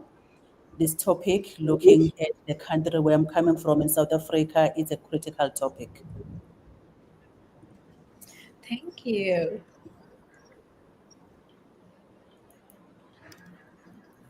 And I would like to hear from Hermelia or Kshitej. Yeah. Hi, everybody. I'm Kshitej. Just a mic check first. Is my voice coming clear? All good. Yeah. Super. So I'm the founder here at the founding team here at KECA. I'm a leadership coach. I help organizations design talent management processes and help build more trust and purpose-driven ecosystems where people can thrive and great culture can happen. So that's more about me. Thank you, Kshitej. And last but not least, we have Hermelia. Good evening, everybody. Sorry, my connection has been a bit dodgy, so I missed you. But my name is Hermelia Hayes. I'm a CHRO and also I'm looking after legal for Olam Plantation in Gabon. And I'm really honored to be here with you. Thank you. Thank you so much. We're really honored to be here. And Hacking HR has always curated interesting themes for our monthly summit. So this is just a thing for our audience who are in the comment box. So we've picked up a lot of incredible topics for all our previous summits. And if we could ask you to pick a topic for one of our upcoming ones, what would that be? Drop your idea in the chat. And trust us, we definitely do look through them. And right now, I would really want to dive into the discussion. So I would like to start with the big question. So as being the leaders yourself in today's world, how can you make sure that inclusion isn't just an HR initiative, but also a key part of business strategy?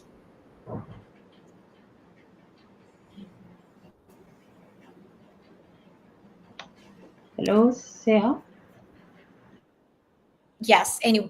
Who'd want to go first? Okay. Yeah. I can go first. So I would say for me, based on my experience, what would work well is to actually build inclusion as part of the company's scorecard and ensuring that you have clearly defined performance indicators related to inclusion, built in the company's scorecard, regularly reviewed, but also as part of the KRA, so the performance or deliverable of leaders in the organization. And this is not only people leaders, but also business leaders. And those reviews will then enable you to share with the organization how far you've progressed at an organizational level with respect to the different leaders in the organization, and then really drive it as a company initiative, as part of the way we work. Thank you, Hermelia. Would someone like to add on that? To add to what I can- Hermelia was saying, please.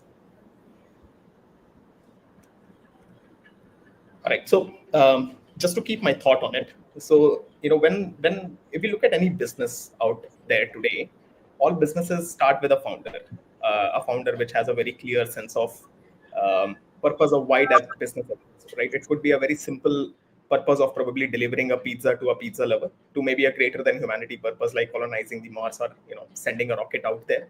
But eventually, like, all businesses are bound with a vision. When people start to join the business, they also come with their own set of aspirations. So a lot of times, DEI, I see it as that bridge, which fundamentally, make sure that that this alignment is happening between the organization aspirations and the people working in the business. So until unless that alignment is happening, the unidirectional force of generating value is something which always takes a toll. So that's where I think why these initiatives are so critical for businesses today. I can go. It's really a challenging one. I think it's very important for companies to also now and again check the leadership alignment with the company values or company culture. Do we have right people in the roles? Do we have right leaders in the role? That is one of the aspects. And it is important that, besides the clinical aspect, because I'm sure most of the organization, they will have like your culture metrics or DIB metrics. And it's very dangerous and concerning where leaders are actually doing this. And they actually hire people from demographics like disabled people, and actually like work on inclusion because it's a scorecard. They need to actually do a tick box. It's a dashboard exercise. So we need to actually I think it's important to actually move from embracing and the culture of leading by example and embedding this practically with the leaders and move from head, which is like the numbers that people normally drive to heart. Because if people are doing it for a scorecard, because my bonus relies on it, I need to actually tick this exercise because my superiors are expecting it, then we actually are defeating the whole process. We do need to actually have people in these roles that have moved from head to heart and then move to hands. Thank you, Fimzo. And Robin, I see that you would like to add something on top of it. Sure. I think right now all leaders have an enormous amount of complexity that we're dealing with, and it's constantly escalating. The world of work, internally, externally, is really impacting us, and leaders have to create the impact through their teams. And so it is incredibly important. It is not just a business imperative that we create inclusion, but it is a moral imperative to make sure that we are getting the most out of the diversity of our people, to ensure that we're creating the outcomes and the impact that we want to see.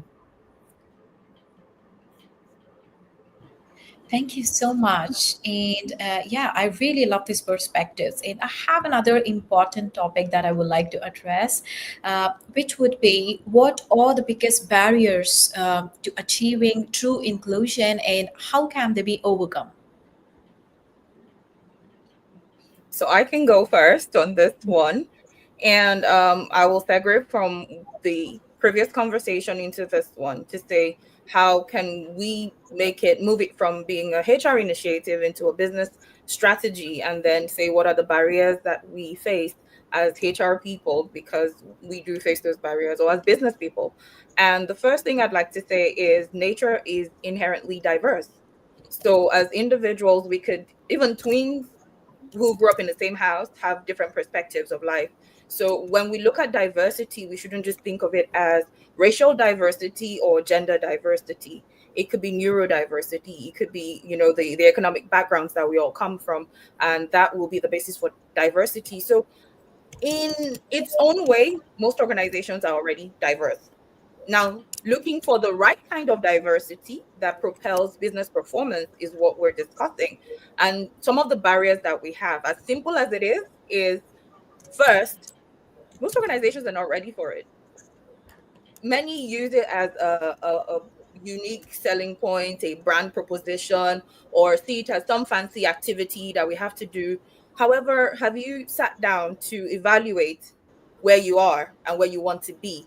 And if you're ready to commit to the actions that will take you there, because then those initiatives that we have, those great ones with the banners and everything, and the culture day once a month, will now begin to make meaning. And so, like Fumzile had said, we need to go from the head to the heart. And to be able to get to the heart, we need to understand that there is no pill for curing bias. So if you train once and then run out and say, oh yeah, we've cured that, that's not going to work. So it's a journey. So first, you need to be ready to embrace the journey. Second is we hire a chief DEI officer. We give him or her a corner office and wish them well. That's not how this works, right? DEI is our business. It's everybody's responsibility. So we all have to get on board, all hands on deck. And we also need to understand that because it's a journey, it will take time. So we will I encourage organizations that I work with to embrace two things: the Big Bang and Ikigai. The Big Bang is when you're about to launch it, talk about it a lot. Set clear goals, set your numbers, set goals, clear metrics. Great. That's the Big Bang. Now, the small incremental changes, from those microaggressions during meetings to looking at the neurodiversity of the workplace, to looking at your hiring practices, those are the things that we need to start to look at critically. So yeah, I think just to summarize what I'd said, a few things that are barriers for us is, we have to move it from the head to the heart, but also understand it as a journey, and that diversity is really intrinsically part of nature.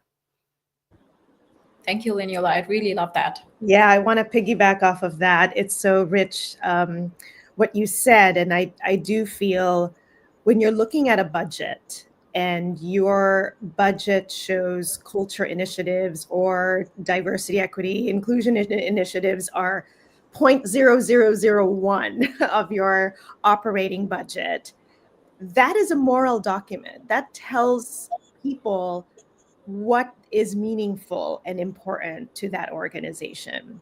And so I'm really proud that we can actually say, hey, we have this budget, and we're not, and we're holding ground, and we're steadfast into making sure that it is embedded.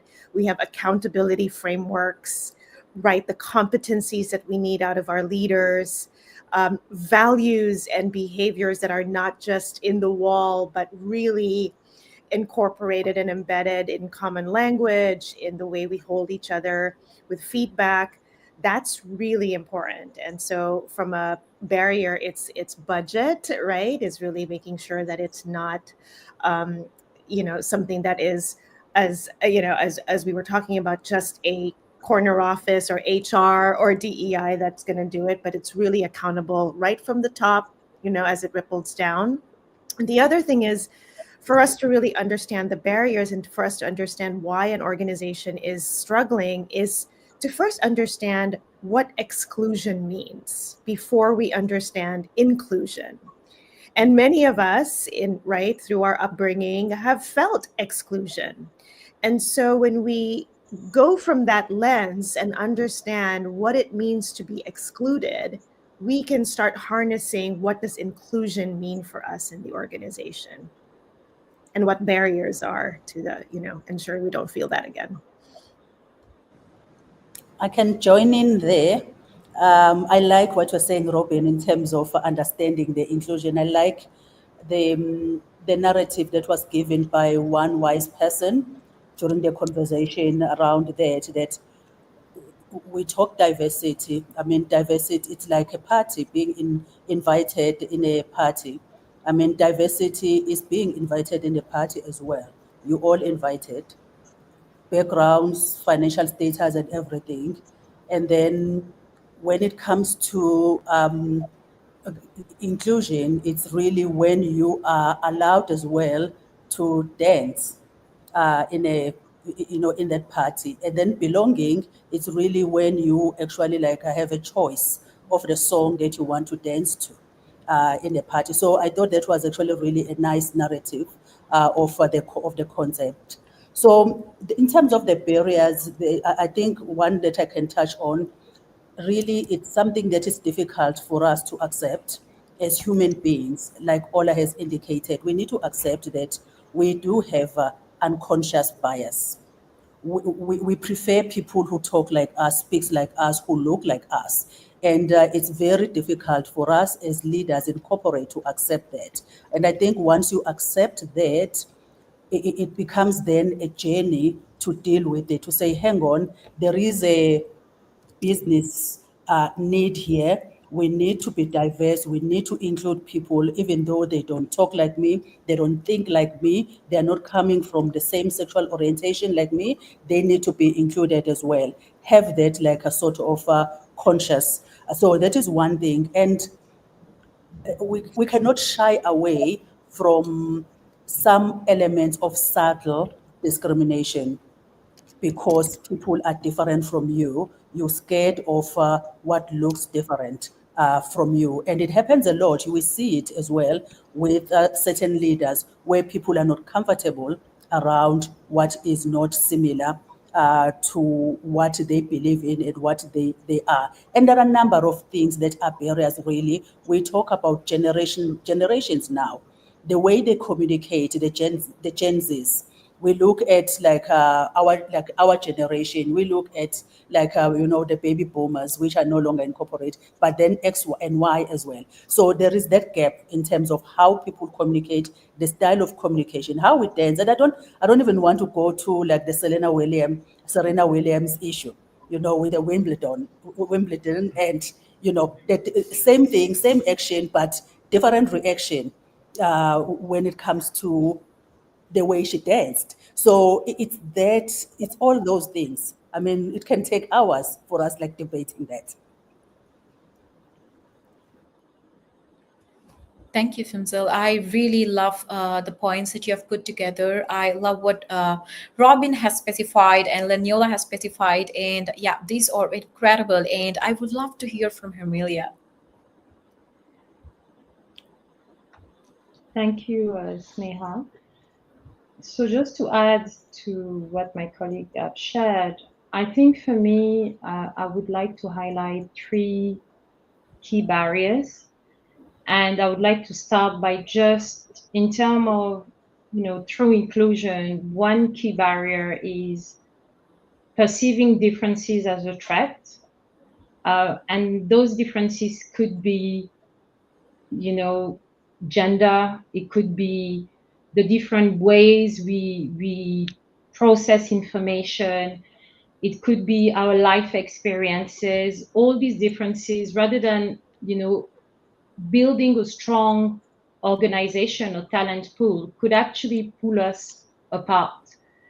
And I think a way to overcome this particular barrier is really to shift the paradigm of the organization by having conversations around those type of barriers and creating an environment where everybody at every level of the organization feels free to share what they are feeling and the challenging they are facing and the barriers that they are experiencing with the notion of inclusion, with the notion of diversity.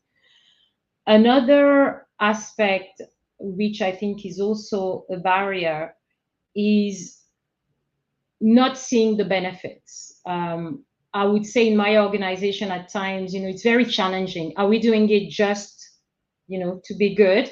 Are we doing it to please investors? What is the business case behind it? So I think being able to really spell out the benefit of inclusion, what it will bring to the organization, what is, in terms of profitability, if it's even possible, to quantify that, I think that would help overcoming that particular barrier. And then finally, stereotypes. In my career, I've been in very male-dominated environment, and yet it has been challenging. I would say I started on the rig as an only woman, and yes, certain jobs cannot be done by women. This sort of job cannot be done by X, Y, and Z. And I think it's important to address the stereotypes and really talk about them and train leaders in the organization so they understand that those stereotypes are actually barriers in achieving inclusion. That's me. Thank you. That's very powerful, and I think we could talk about it all the time. Yes, and I really love the perspectives, and I would love to jump upon to the next one, which is very interesting, and I think our audience would love to know about it. So according to you, what do you think is the role of leaders in addressing unconscious bias within their own teams, and what practical steps do you take to tackle them?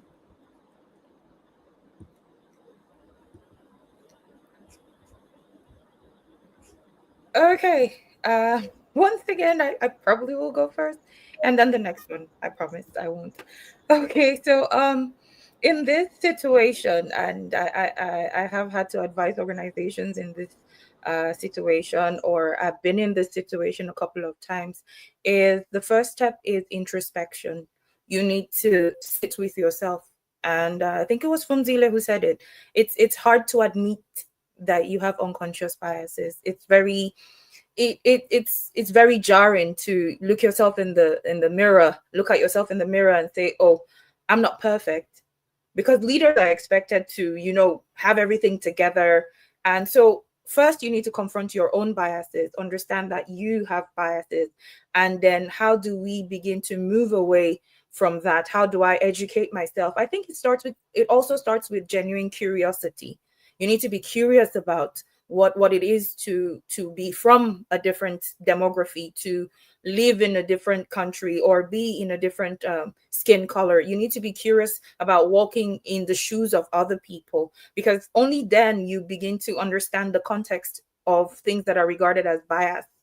Because what is a bias in my context may be just an everyday thing in your context. Right. So even being curious about that and understanding how it affects each person is also a good step to take.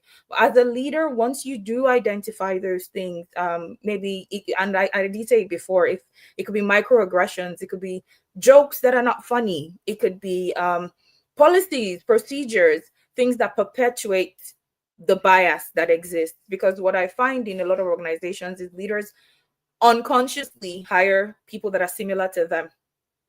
And so we create an assembly line of clones, right? But when you get intentional about it, when you start to identify and call out those biases, and you're in an organization where you're not afraid to say that this is what the challenge is. So creating that room for people to speak up is the first place to start, to help people to own their voices, because you really cannot legislate bias for me. It's how I perceive that you have treated me. So first, people need to be able to speak up. And then in situations where people speak up, we need to create safe spaces to discuss those biases, to say, was it from a place of malice or was it from a place of ignorance? It's very possible. And then address it as such. And so in your meetings, your team meetings, your Zoom meetings, start from there. Start where you are. Once you identify it, speak up about it, and then help people to move past it. Some people say, okay, yeah, it's a bias, but what do I do about it? How do I get better at it? So you have to be curious about other cultures, diverse thought processes, and you need to find one last thing I know that has been a major barrier for leaders being able to, speak up about DEI is also being secure in themselves. You have to be secure in yourself as a person, because what then begins to happen is when things challenge you, your natural state is to get defensive. So help people feel secure. So create that enabling environment, be curious, be introspective, and listen to the people who feel the bias, and then create from there solutions to it that are sustainable, that are measurable, and extend grace to everyone. Give everyone a benefit of doubt. It could be from a place of ignorance. Thank you. I think grace can really, and compassion can go a long way, especially during these times of polarization that we're all feeling. And I also love what you said about education and forums and places that are safe to discuss and talk about it. It is very difficult to change people's biases. And I think that organization has an opportunity and a responsibility to actually use the systems and the processes that we have to actually dispel and prevent those. So instead of saying take an unconscious bias course, a more effective way is actually redesigning a system that can interrupt your bias. For example, hiring, right? Making sure that there are standardized hiring rubrics, hiring panels that ensure that no one can just make a decision by themselves on whether a person should be hired or not, right? Making sure in the promotion processes, it's not like, oh, I love Sneha's shirt and the color of that, therefore she'll be promoted. So what are the criteria, the frameworks that we can actually help design to interrupt that bias, and that is an institutional, responsibility for us to design those systems.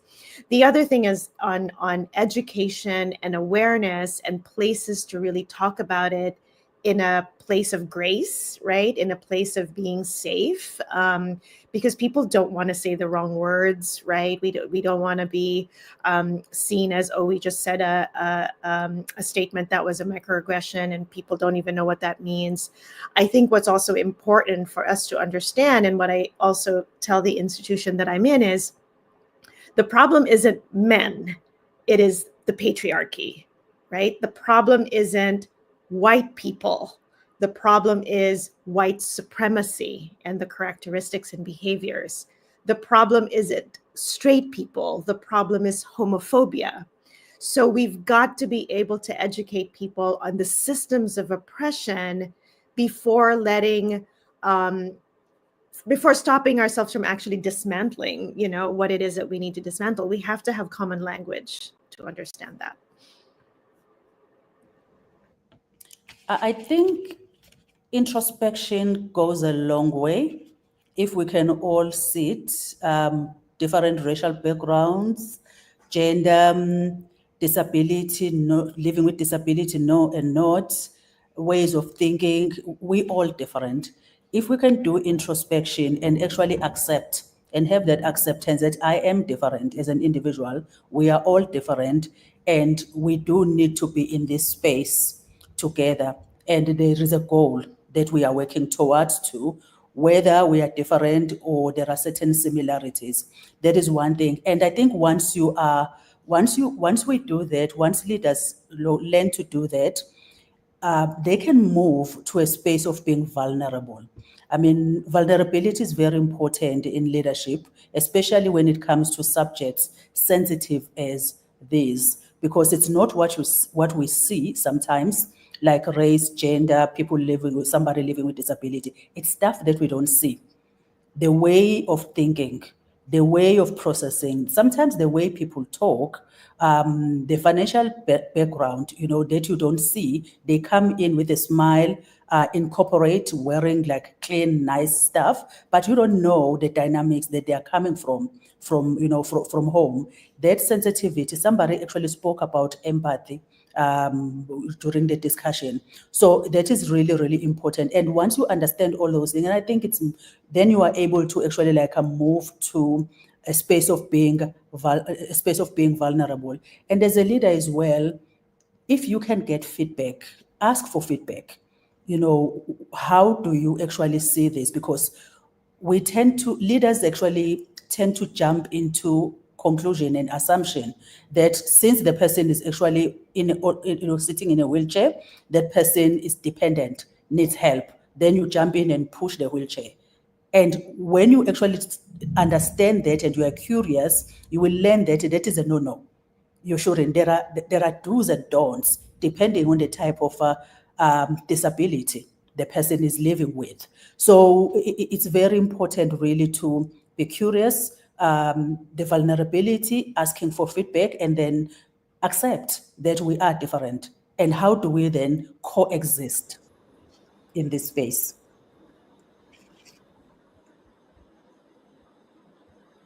Thank you. Thank you so much, Funzel. I really love the perspectives that you're bringing in. And I see a lot of support coming in through the chat. So the people are cheering up the diverse insights that you people are putting in together. As we are on time limit, I would like to ask you another question. We could prolong this panel for a very long time, but unfortunately, we'll have to wrap it up, but I still do have one question. So I just wanted to know, how do you measure inclusion and belonging beyond just diversity numbers, beyond the metrics? So what are the real signs of success that you believe as leaders?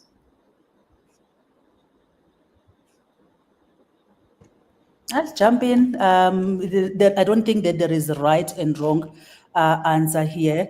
It's a broad subject that we are discussing. The metrics really, it's the dashboard, it's the numbers. I think we all know the metrics, the DIB metrics.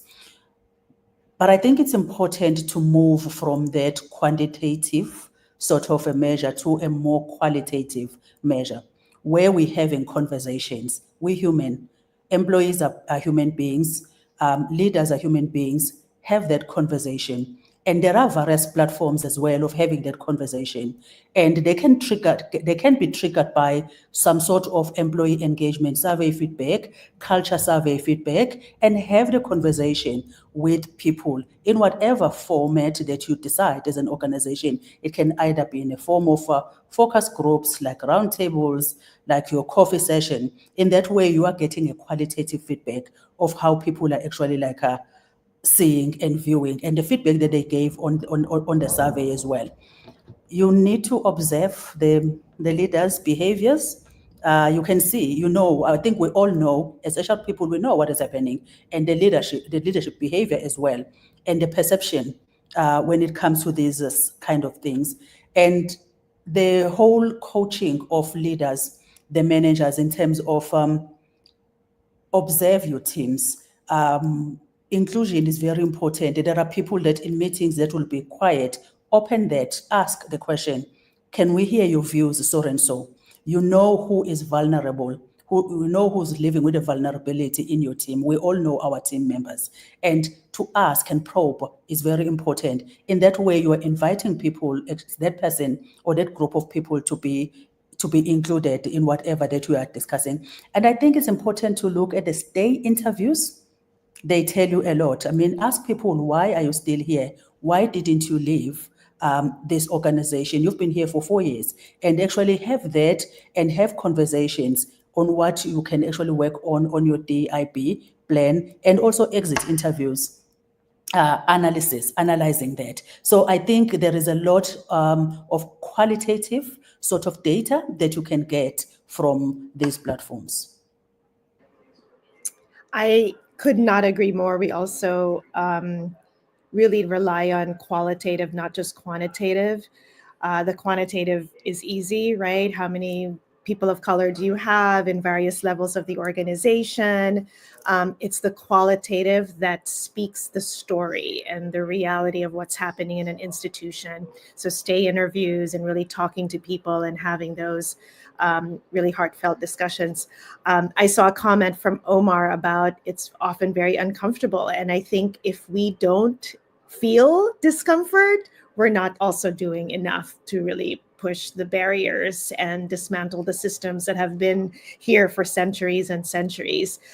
Some of the metrics that we're using is really ensuring that when we have a DEI strategy, we are holding that strategy to account and sharing out the deliverables, sharing out the progress, making sure that in our infrastructure, do we have participation in ERGs, our employee resource groups?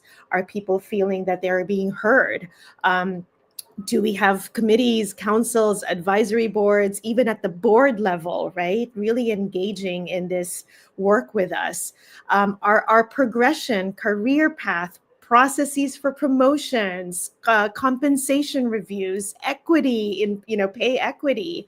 Are these standardized? Are we leaving out marginalized communities there? Does everyone get mentorship, sponsorship that help them develop in their careers? What happens in conflict resolution?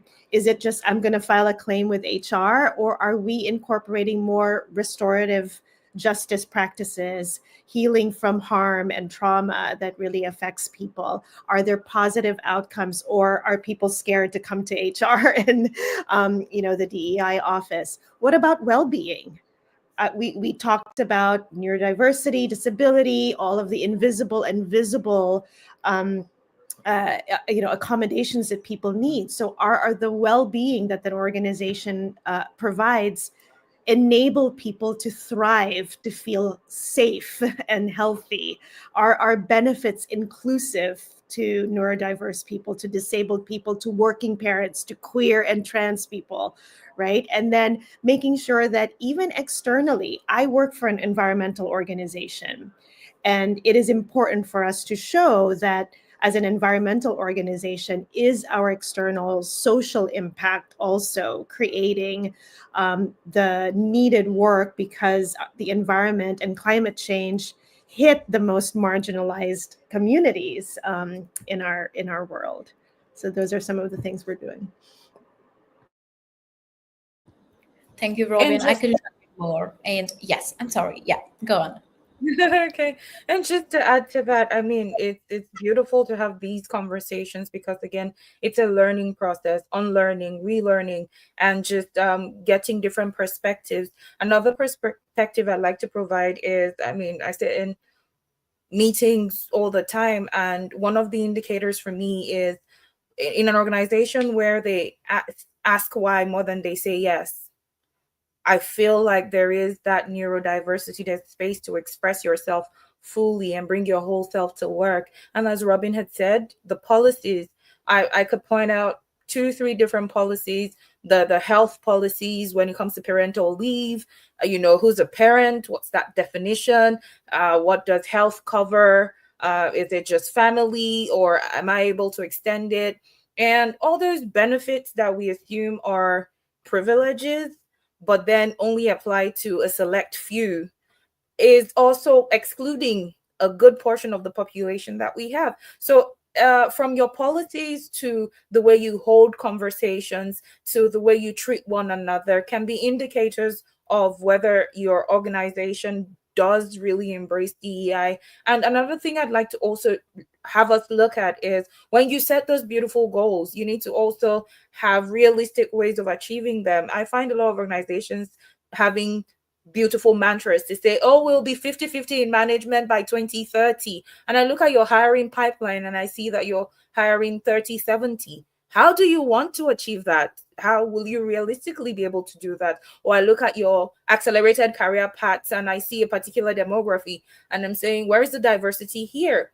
Because at the end of the day, what you will be doing is importing diversity as opposed to growing it within the organization, because you want to meet quotas. So it goes away from just the the slogans on the walls, the nice little mantras, the tea parties that we have, to embedding it in everyday life. And I always say, DEI is everybody's business. Thank you so much, Liniola. I really enjoyed today's panel discussion. It has been incredible. We've tried to cover up a lot of different topics, and I think we could have another one followed up just to cover a lot of different other wide range of areas. But as we are up by time, I think we'll have to wrap up so that the next panel can chime in. And thank you so much for all and everyone who have joined this incredible panel of panelists, and also our engaging audience who have showered us with amazing comments. And for those who have joined us late, our audience, Hacking HR is always curating interesting themes for our monthly summits. And we are really curious to know if you could pick a topic for any of our upcoming topics. What would that be? Please drop it in your chat. We will definitely look through it. And I see a couple of amazing themes popping up on the chat already. But yes, we will definitely look through it. Thank you so much all for joining in today. Bye.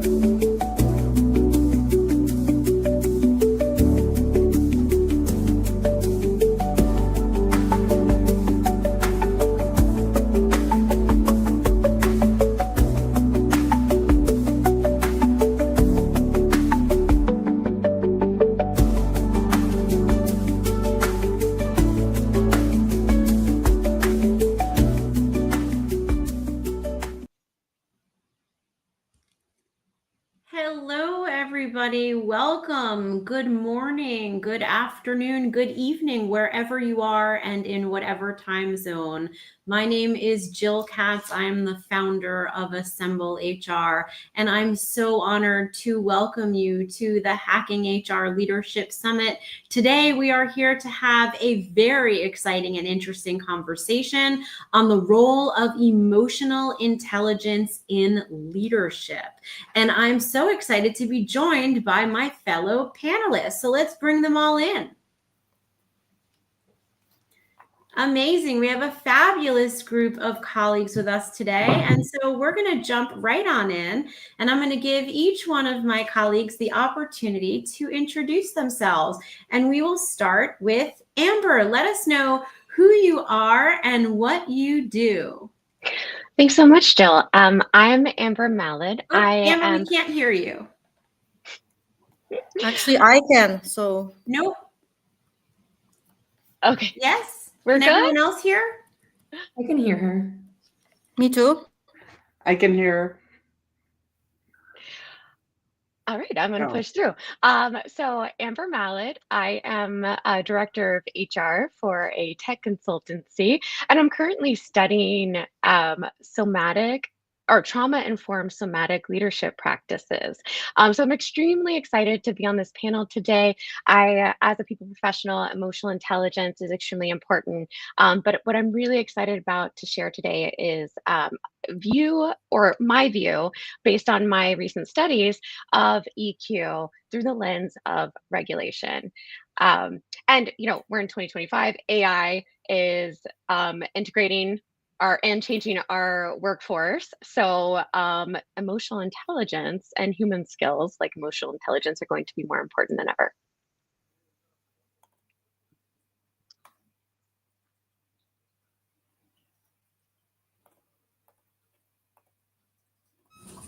Can everyone still hear me? All Yes. right, we got that all worked out. I changed mics right in the middle. All right, Agnieszka. Yeah, hello everyone. You can call me Aga. I believe that will be easier to pronounce. So basically, my full name is Agnieszka Koziara, and I am SVP People and HR with the production production company located in 11 countries in Europe and one small unit located in India. Basically over 18 years of experience in HR field. However, my first educational background is law, University of Law, and then I developed a bit my skills in the direction to HR. I am based in Poland. However, I travel so frequently to all of the production plants across the Europe that I always saying that my headquarter office is one of the terminal located in some of the airports, so quite busy. I think that all of you nowadays. And I would like to share with you my life motto, which inspired me by Winston Churchill, that we should never ever give up and really be open for all of the surprising situation which appear to our life, because everything is happening because of some purpose. So nice to meet you all. Thank you, Agna. Nice to have you here. And Halai, welcome. Thank you so much. I am Halai Shukran. I'm currently the Chief Operating Officer at Pluribus Digital. It's in the government contracting space. Previously, I have over 15 years working as an HR leader in a variety of different sub-industries, but primarily in the high-tech space. So this is my first foray into government contracting.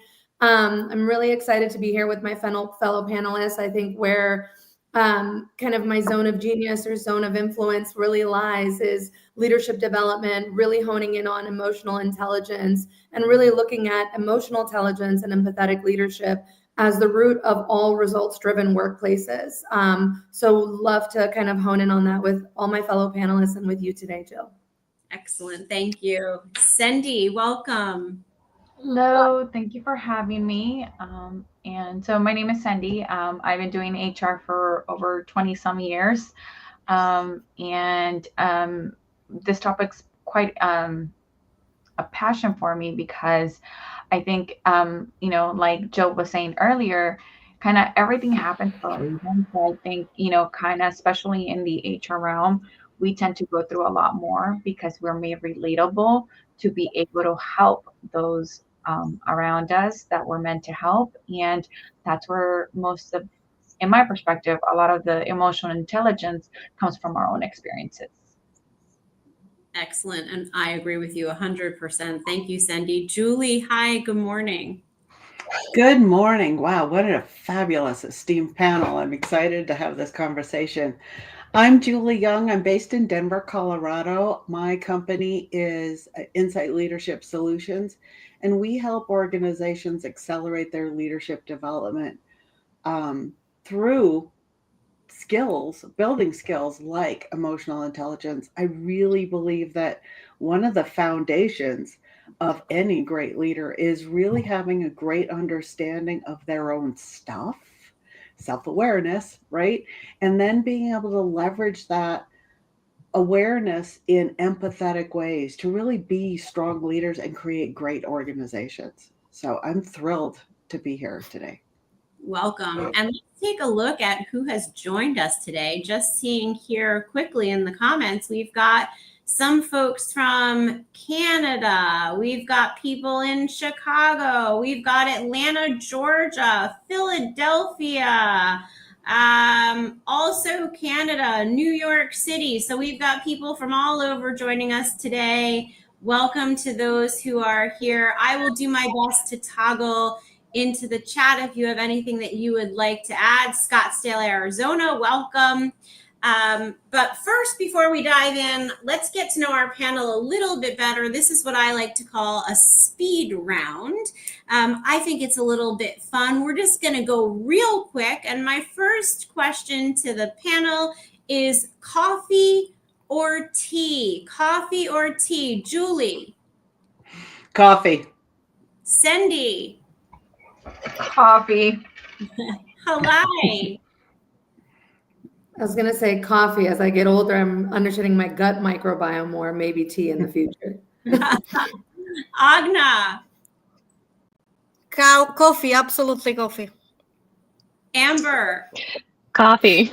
All right, we have a united front here on coffee. I'm also coffee. Okay, next question is mountains or ocean? Mountains or ocean? Amber? Ocean.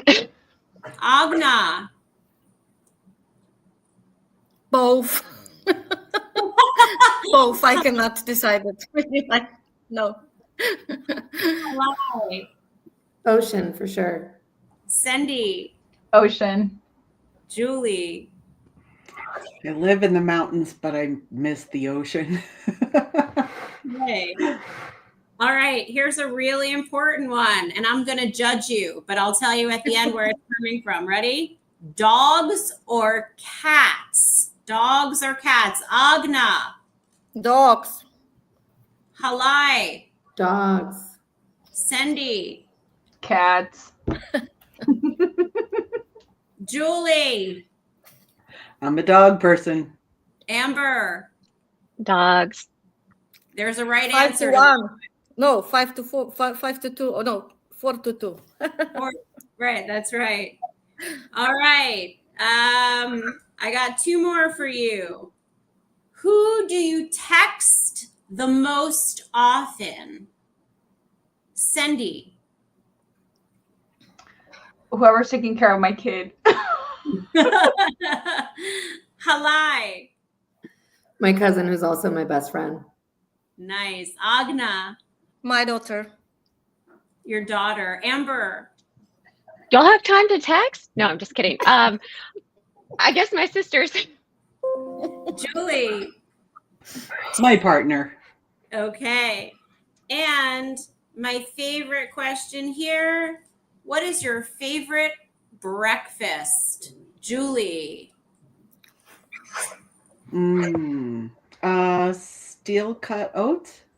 Ooh, very nice. Amber? Protein coffee.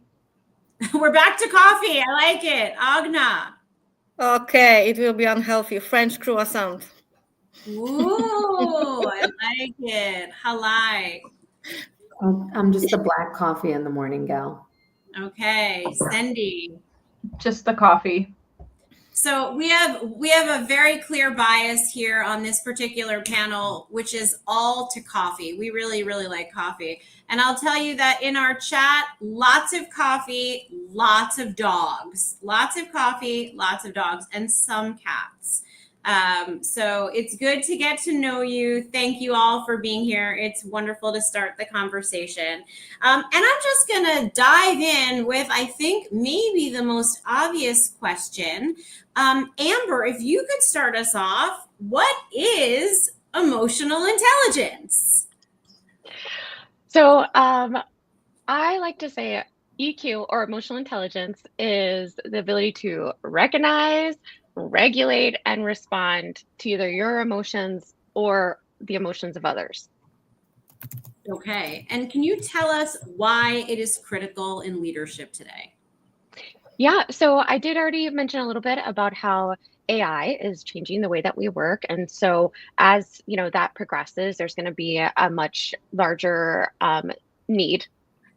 In my opinion, there already is, but it's going to be much more apparent, that gap around the human skills and emotional intelligence. But also, emotional intelligence actually creates psychological safety, which is the number one indicator of a high-performing team. So that's why I feel it's extremely critical across the board, but even more so in today's landscape. Psychological safety is the number one indicator of a high performance team. Julie, I know you work with a lot of teams in the work that you do. Can you comment on that? Absolutely. Yeah. I think that whole psychological safety, what Amber said was so great. The recognize and respond. It's, do I know what's going on with me? And can I recognize what's going on with others on the team and be able to regulate how I address what's happening in front of me? And I keep going back to, do you know your stuff? Do you know your hot buttons? And therefore, can you manage that when things get a little hairy?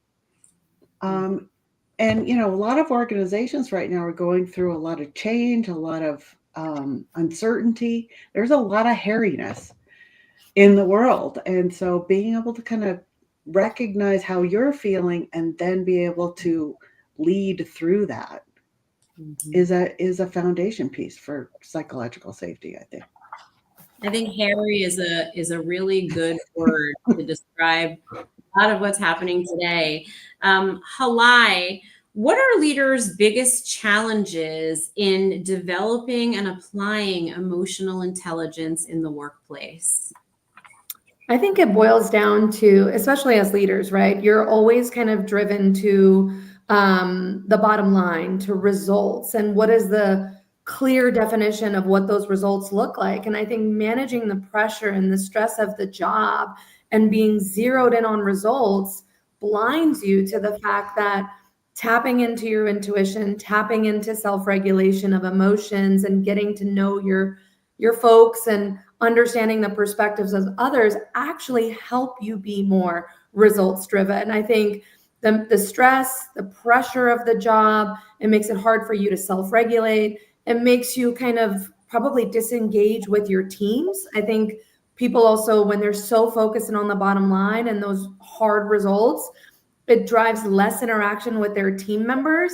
And so they don't know how to respond thoughtfully to challenges and to navigate some of the difficulties and what actually really drives the bottom line.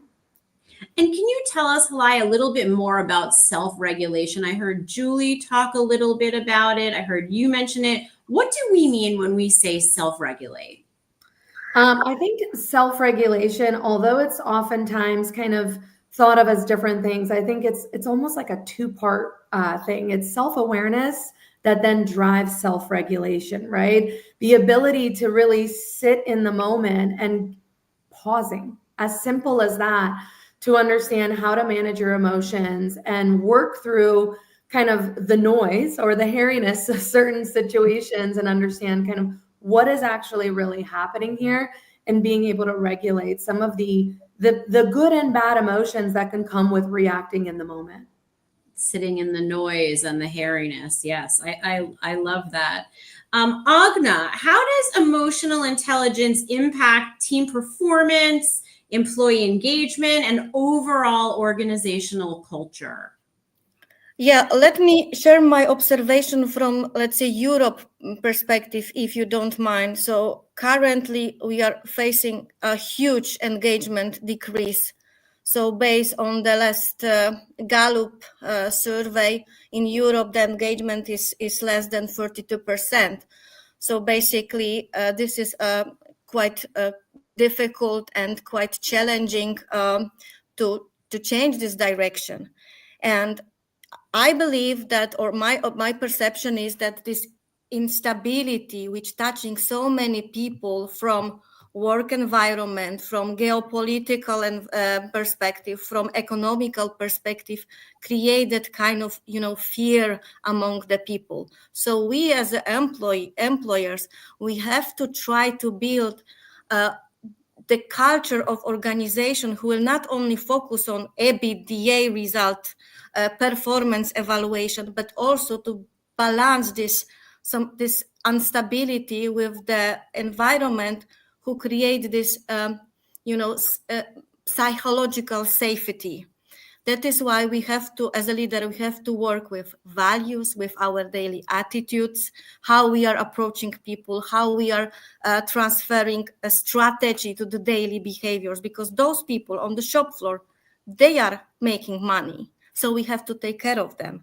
And on top of that, we have young generation with completely different point of view, and they are not working only for the earnings purpose. They are also working. They want to work in the environment where they are treated respectfully, when their voice is listened. So I would say that this is the way how we can increase the engagement, to give people the culture, the environment when their voice will be listened. Thank you. Cindy, given everything that we've talked about so far in sort of introducing the topic, why would you say that emotional intelligence is critical for leaders? Simply to understand, how can you encourage or motivate? How can you, even yourself, right? Like, how can you say, you know what, I'm going to get up, I'm going to go to work, and I am going to accomplish this, this, and this today.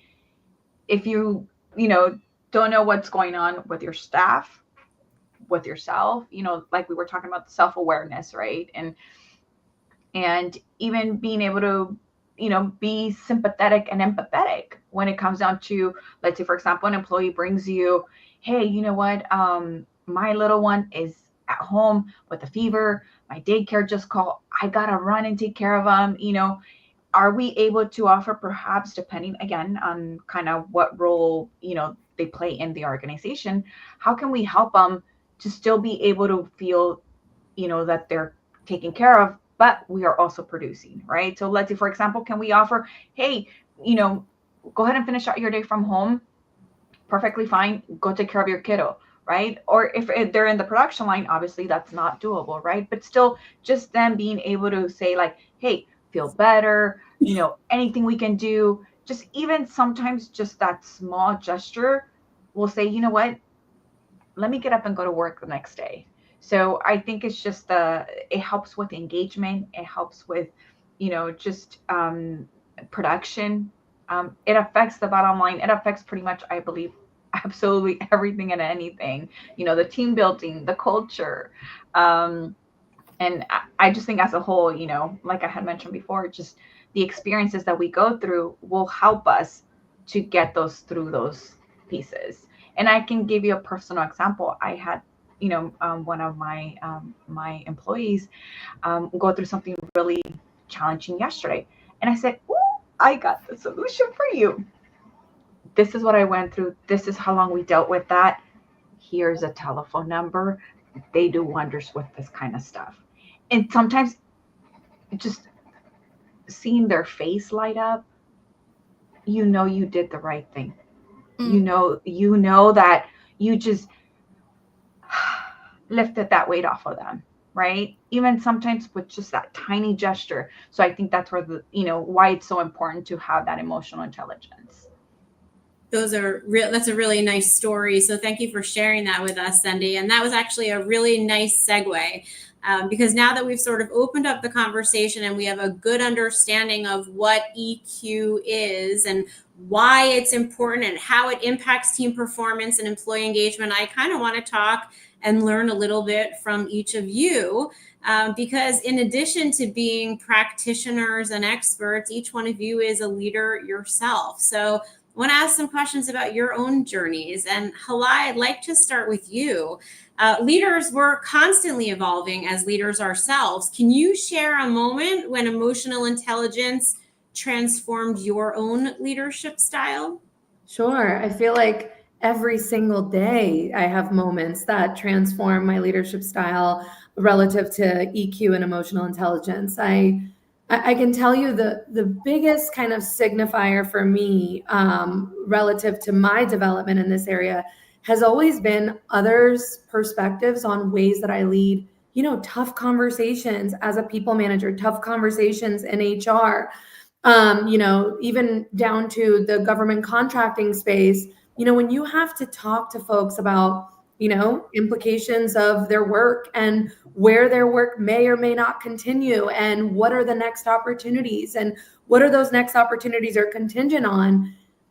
Sometimes I work with, and this is me wearing my HR leader hat, with people managers that tend to shy away from the actual core details and the transparency of what is actually happening to their role, to their contract. And that's in the 15 years of my career, that's always been the case, right? Think about anytime you have to deliver a message about somebody potentially losing their job, potentially being on kind of the lower performance scale, someone that needs to improve in certain areas. It is uncomfortable. And I think the biggest thing that I've realized in how people react to me is, Halai, you're very direct. And I'm like, but it's not being direct and being blunt and harsh. It's being direct and clear. And being direct and clear is actually very kind. And that's where emotional intelligence plays a very big role in my career, in my day-to-day job as a senior executive, down to as a people manager, is being direct and clear is actually kind. And that's really what's enabled me to really tap into my emotional intelligence, because I'm putting myself in that other person's shoes and looking at it from their perspectives and what would be the most advantageous information for this in person to have so they can make the best decision for themselves moving forward. No doubt that direct and clear is kind. Such an important message, Halai, and something that I hope everyone writes down and takes away. Amber, I'd love you to also share a story. Was there a moment when emotional intelligence transformed your leadership style that comes to mind? Yeah, so I also agree with Halai that there's so many opportunities and so many stories I could tell. I would actually like to tell a really vulnerable story, a vulnerable moment. So, this has been a big piece of my professional life, enabling managers, teaching this to managers. But I will tell you that most recently I went through a pretty intense, stressful period at work. And even myself, a people professional, one who has taught this, one who is studying it more, I did not follow my own advice. There was a period of time where I didn't even realize how stressed I was. I didn't follow my typical advice that I would tell everyone: pause before responding, take some deep breaths. And I came and showed up dysregulated. And it was actually someone that I was working with who they showed up really well. I'm very impressed the way that they handled it. They de-escalated it. And it was in that moment that I realized, Amber, wow, but there is a really great silver lining there. The person I was interacting with, right? They had taken the information that had been, presented to them and learnings and everything, and they were able to essentially check me, and we were able to have a conversation. Ultimately, it was very productive. But it's a really great reminder that even as leaders, even when we're used to EQ and we talk about it every day, we are still humans, and there are plenty of times where stress can get the best of us and dysregulation can get the best of us. So when it came to my leadership, it was realizing that, one, these skills can be taught, they can be absorbed, and two, that sometimes we also need to take a step back and reevaluate how we're currently feeling, how we're currently leading, how are we currently showing up. Such an important example, Amber. And the truth is, even as people professionals, we're also humans. And I think probably every single one of us has an example of where we had a dysregulated moment as well. And so thank you for that vulnerability. I think that's really, really important. Julie, self-awareness is often called the foundation of EQ. What strategies have helped you strengthen your self-awareness as a leader? Feedback. Feedback. So I think that's probably the simplest way to start to understand how you're showing up is, get a trusted advisor, get a best friend at work, a buddy, who can give you feedback around how you're showing up. That's kind of easy. You can do it today. As a foundation. I think there are assessments that are wonderful to kind of help frame information, to kind of give you insight into there's EQ assessments out there, right? That'll assess and say, you're a little weak in this space or that space. But, I think really good feedback, having a good buddy at work like Amber had, that, said, hey, I took it this way, and could give you kind of a touchstone to, wow, I'm not handling this well. I need to regroup, and, have that touchstone person. I think that's an easy way to start. Do you have some particular assessments that you love and you recommend? I'm I do like the Talent Smart EQ assessment. And I also am a fan of strengths, recognizing your strengths. I also am a big fan of things like Type Coach, as just tools to know, like, here's how I process information, here's how I make decisions. Just things that give you insight into how you're wired, and where your hot buttons might be. Thank you. Magna, feedback. Feedback is so important. It's something that I think so many of us talk about and teach and work on with our clients. What is one emotionally intelligent approach you use when you're delivering difficult feedback? Yeah, I think that basically my recipe is to be always prepared. I mean, when I'm preparing myself for the meeting, for the feedback meeting, I try to gather all of the data, understand the background, and then my feedback is rather direct, and I'm basically focusing on the numbers, even though I am from HR. But I believe that if we are very trustful to each other and the communication is direct, authentic, then there is no space for that kind of, how to say it, over-promising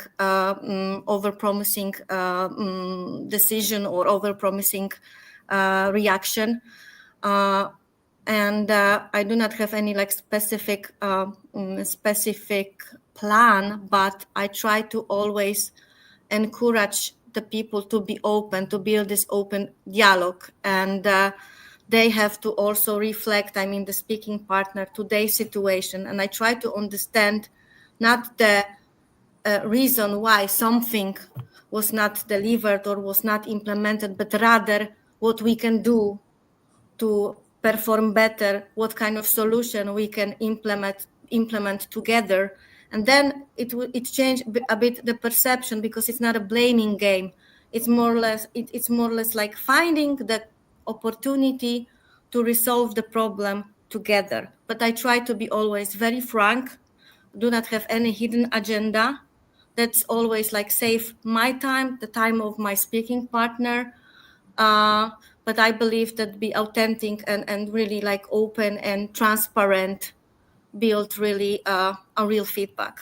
Because what will be the result of the feedback if will be based on untrue information, untrue feelings, or untrue perception? It doesn't make sense even to have that kind of feedback. Yes, really, really important words there in terms of frank and transparent. Cindy, what is your approach to feedback? I think definitely having a good rapport with your staff, and that goes across the board, from top to, to bottom, and the other way around as well, because in order for us to provide feedback, we also have to be open to feedback. But we have to take it a step further. When we're giving the feedback, do we take action? Do we try to fix it? Or, and were they able to see that there was action taken? And that's when they're going to see that we walk the walk, we talk the talk, and all of that good stuff. But vice versa, that when you're giving them feedback, you're also expecting something in return. You're expecting that since you put action into it, that they do action as well. So I think it's just being that role model for them, as well as having that, open, safe space where it's no judgment zone, right?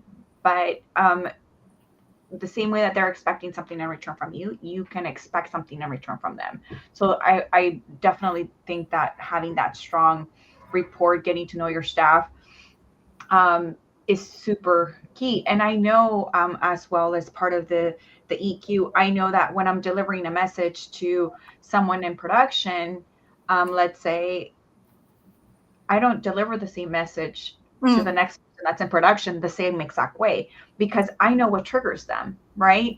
And so when you're giving that feedback, knowing your audience is super key, because I might take it as, oh, she's just giving me a hard time, or, oh my gosh, you know what?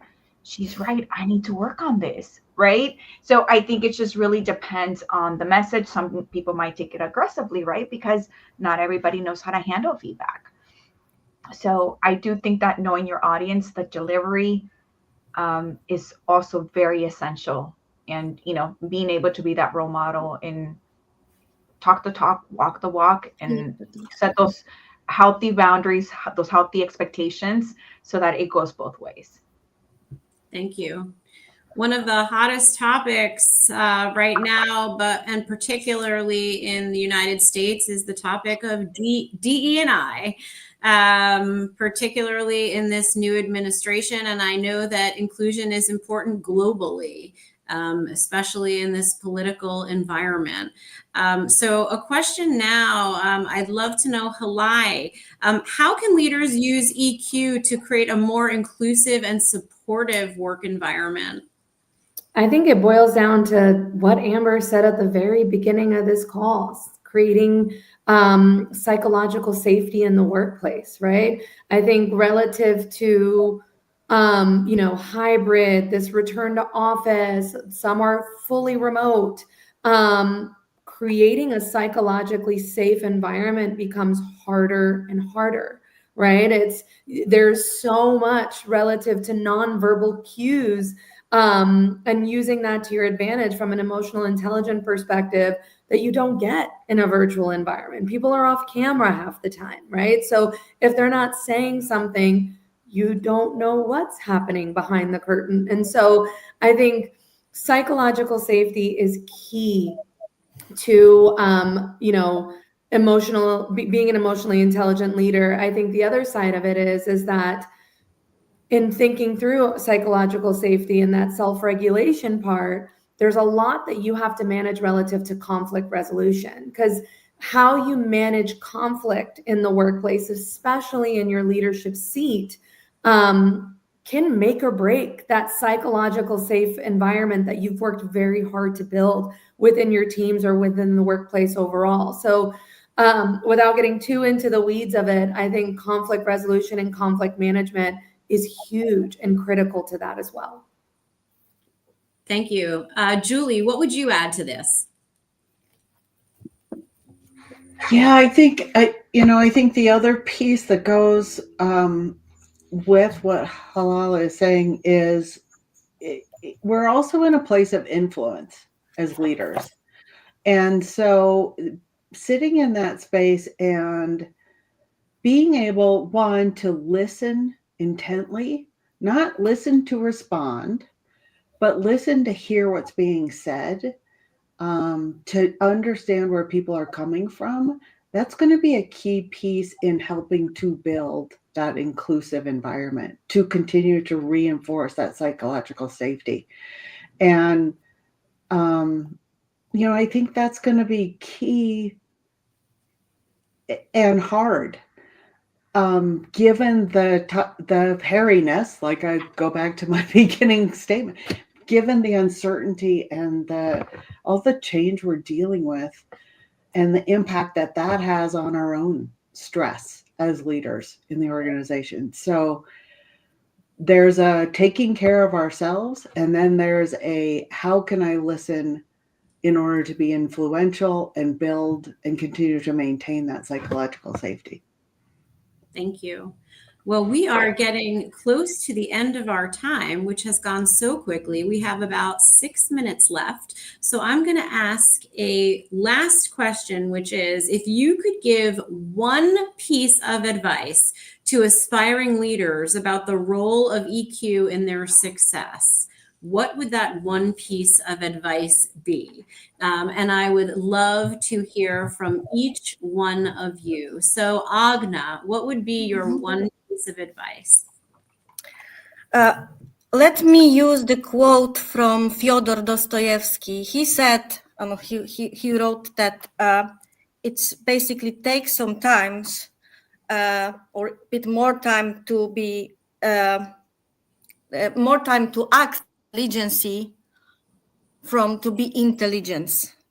So in my opinion, the leaders with high EQ level or those who would like to work on high EQ level, they have to focus not only on the facts and these numbers aspects, however, they are very important, but people with high level of EQ, they have to also focus on empathy increase, but not in a way that we should mix the empathy with sympathy, but leaders needs to practice how to be open, how to listen, but also how to react, not jumping to the judgment, not jumping to the quick solution, just listen what people are saying.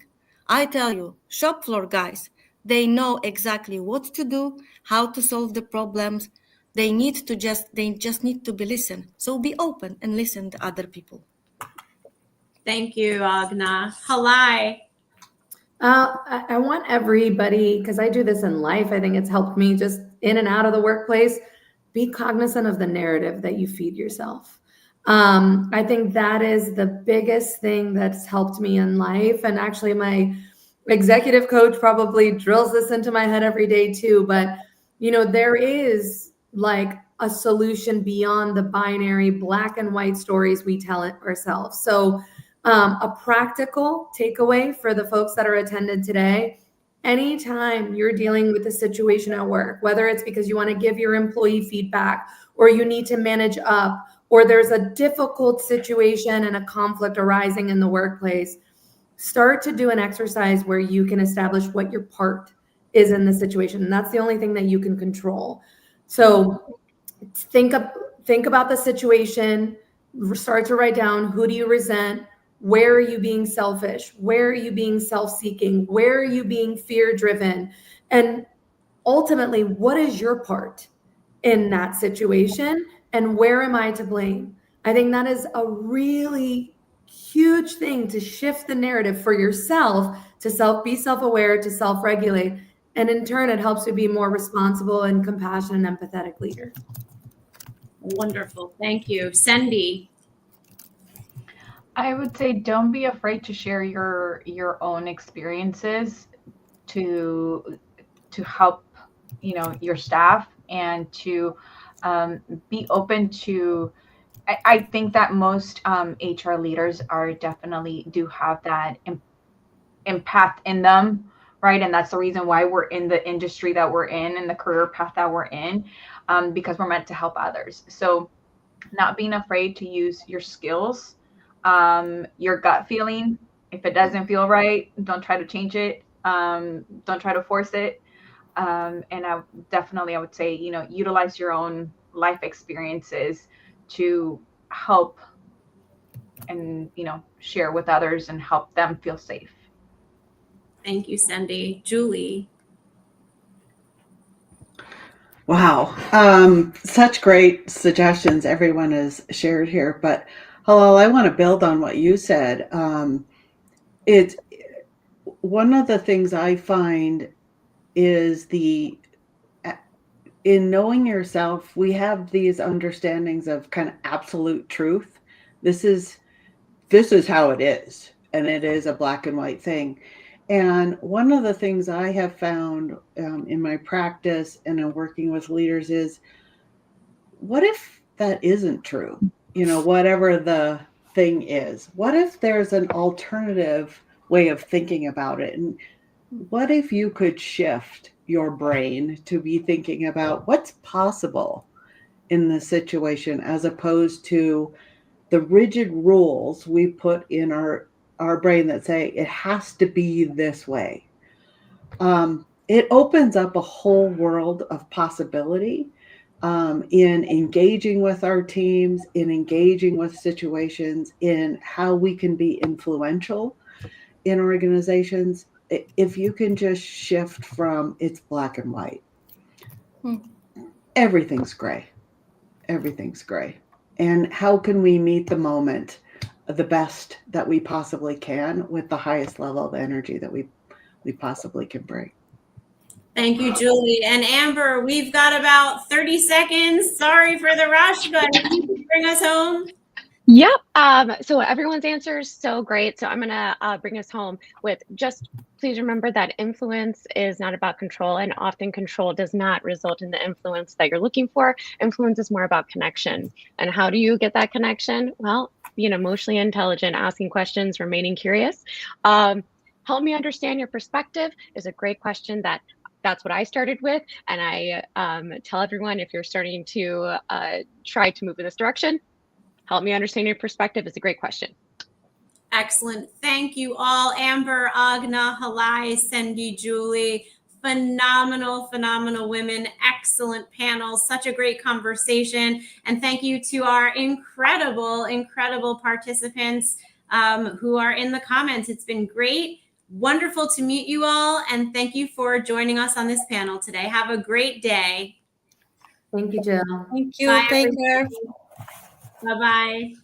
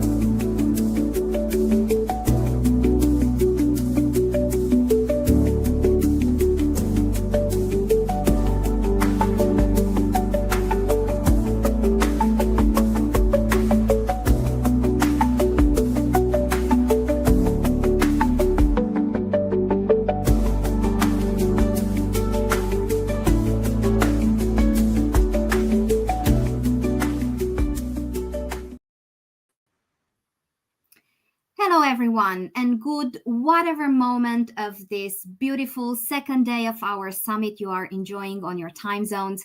Welcome to everybody in the audience, whether you just hopped on the link or you rolled over from our previous panels. It's always such a joy to welcome you into our conversations. Today, we are wrapping up day 2 of our Leadership and Manager Development Summit with a conversation about leadership agility. And we have big words in the title of our panel: adapting, innovating, and leading through uncertainty and change. My name is Minola Jacques, but for the next 40 minutes, you can call me Hacking HR and I will gladly reply. And as usual, I will ask Jessa's help to bring up the speakers on the stage, and while they settle into their Zoom boxes, I will just start with a confession. I was so looking forward to this panel because 2 weeks ago, I had quite a few days of change conversations in my full-time job. And especially 2 of them with some incredible teams. We started off with some wisdom from Mike Tyson that goes, everybody has a plan until they get punched in the mouth. So we looked quite a lot into what do we do when we get punched in the mouth, because until then, it's sunshine leadership. It's all nice and well and good. So I do hope that, with having uncertainty and change and adapting and innovating and leading, and it's bingo on leadership agility in the panel title alone, we will have some amazing conversations. Now, you know the drill. I will pass the e-mic around clockwise as you appear on my screen. First, please tell us a little bit about you and why is leadership agility so important to you personally that you said, I'm going to take 40 minutes of my time and be there with the wonderful Hacking HR people. So Mary, it's so good to see you. Welcome on my screen. So wonderful to see you and be part of the panel, and welcome everybody in our audience. Just looking forward to engaging with everybody. I love that you started off with Mike Tyson. It just so happens that I have a moment and I'm being very inspired by him recently. So funny that you brought him up as well. Yeah. Well, Mike Tyson has that, everybody should meditate for 20 minutes every day. Unless they're terribly busy, then they should meditate for 1 hour. So there's a lot of wisdom coming from the boxing world today. Depti, good to see you. Welcome. Thank you so much, Manola. I'm so glad to be here. I'm Deepthi Lewis. I head HR for Conviva India. This is 11:30 in the night for me, and this topic was so compelling for me to join because I'm going through a lot of changes, and across the organizations I've worked at, given the world that we're in, there's so many changes, and you have to adapt and be resilient. And agility is the key word at this point in time. So I couldn't resist and I had to be part of this panel. So looking forward to having the conversation with everybody here and hearing from the audience. Thank you. Well, Maggie, it's good to have you with us in this conversation. Hi, thank you so much. It's a pleasure to join this esteemed group. And I'm actually very thankful that we cannot see all the people attending because I think it would be a bit overwhelmed. So a pleasure to join this group. I'm physically in Nashville, Tennessee. So it's noontime here for us, middle of the day. And it's incredibly stormy and windy. So I'm praying that my internet continues successfully for this call.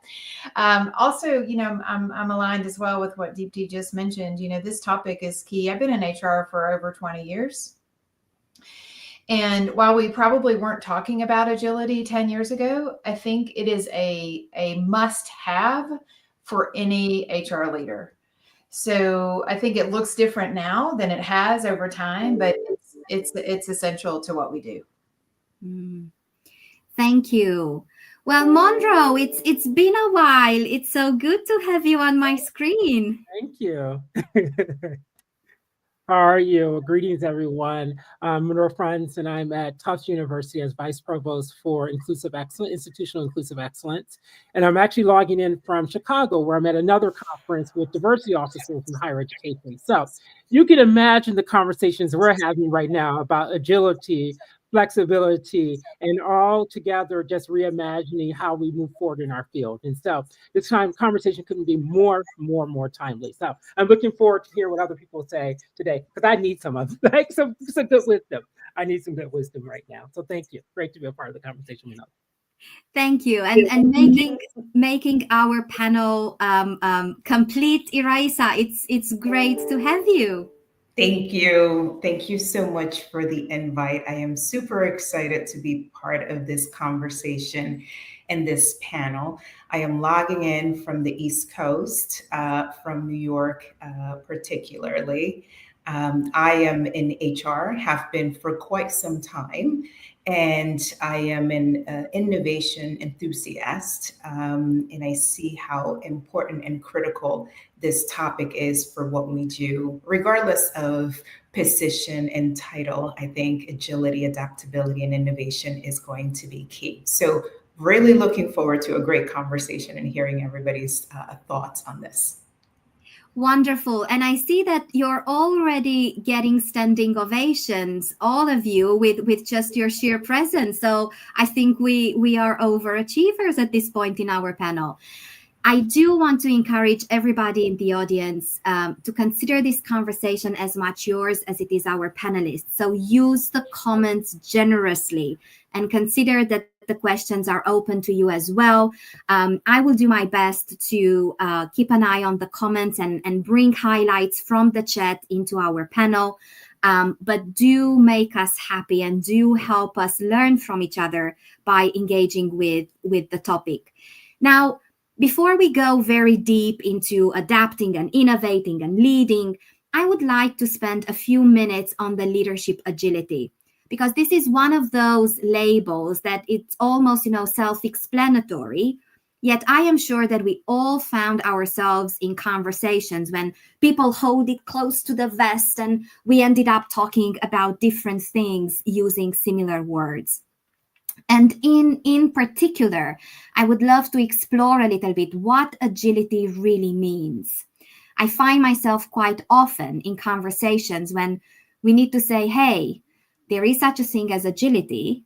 There is such a thing as organizational magpies when we go after the next shiny object syndrome. And in fact, we end up fragile, not agile. And Maggie, since you took us down the road of agility, being with us for over a decade, can you be our pioneer today? And what do we actually mean by leadership agility? Yeah, so the way I look at agility is that it's the skill we have for assessing next steps when there's an environment of unexpected things, right, or unexpected circumstances or even adversity.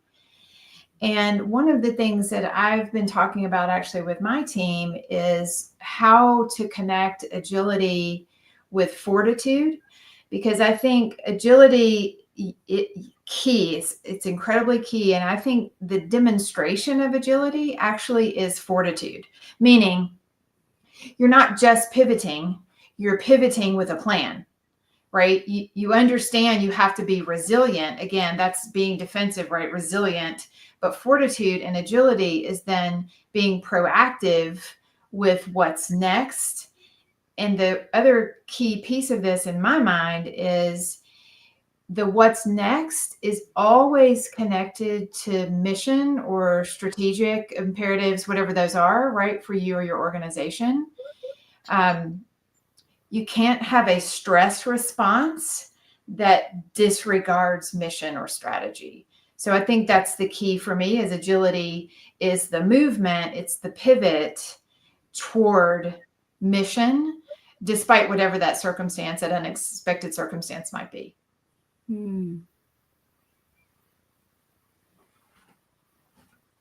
So, unmuting competition is officially open. Please build your conversation. Monroe, I see you found the unmuting button. Yeah, yay. I score for the day. So I just want to build on what Maggie was saying. It's so great. We're in complete alignment in terms of how you think about agility. The one other piece I would add is your values, right? And so what is the value orientation and how you come back to that at a time where maybe there's some disruption that requires you to be more agile? Those are the times in which your values are actually being tested in a way to see, are you about what you say you're about? Right. And so that's a moment, like that's where then you have to say, okay, who are we?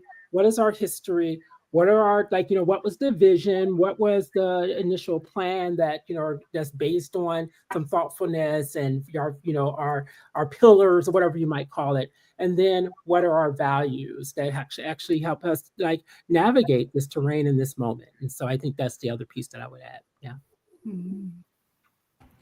I would go ahead. No, please, Iris, please go. In total agreement. I would add is how effectively do we shift from one phase to another, considering a common denominator, which is either operational objectives, business objectives, or mission, and overcoming challenges, learning our lessons and being better on a day-to-day basis, not being perfect, but doing our best.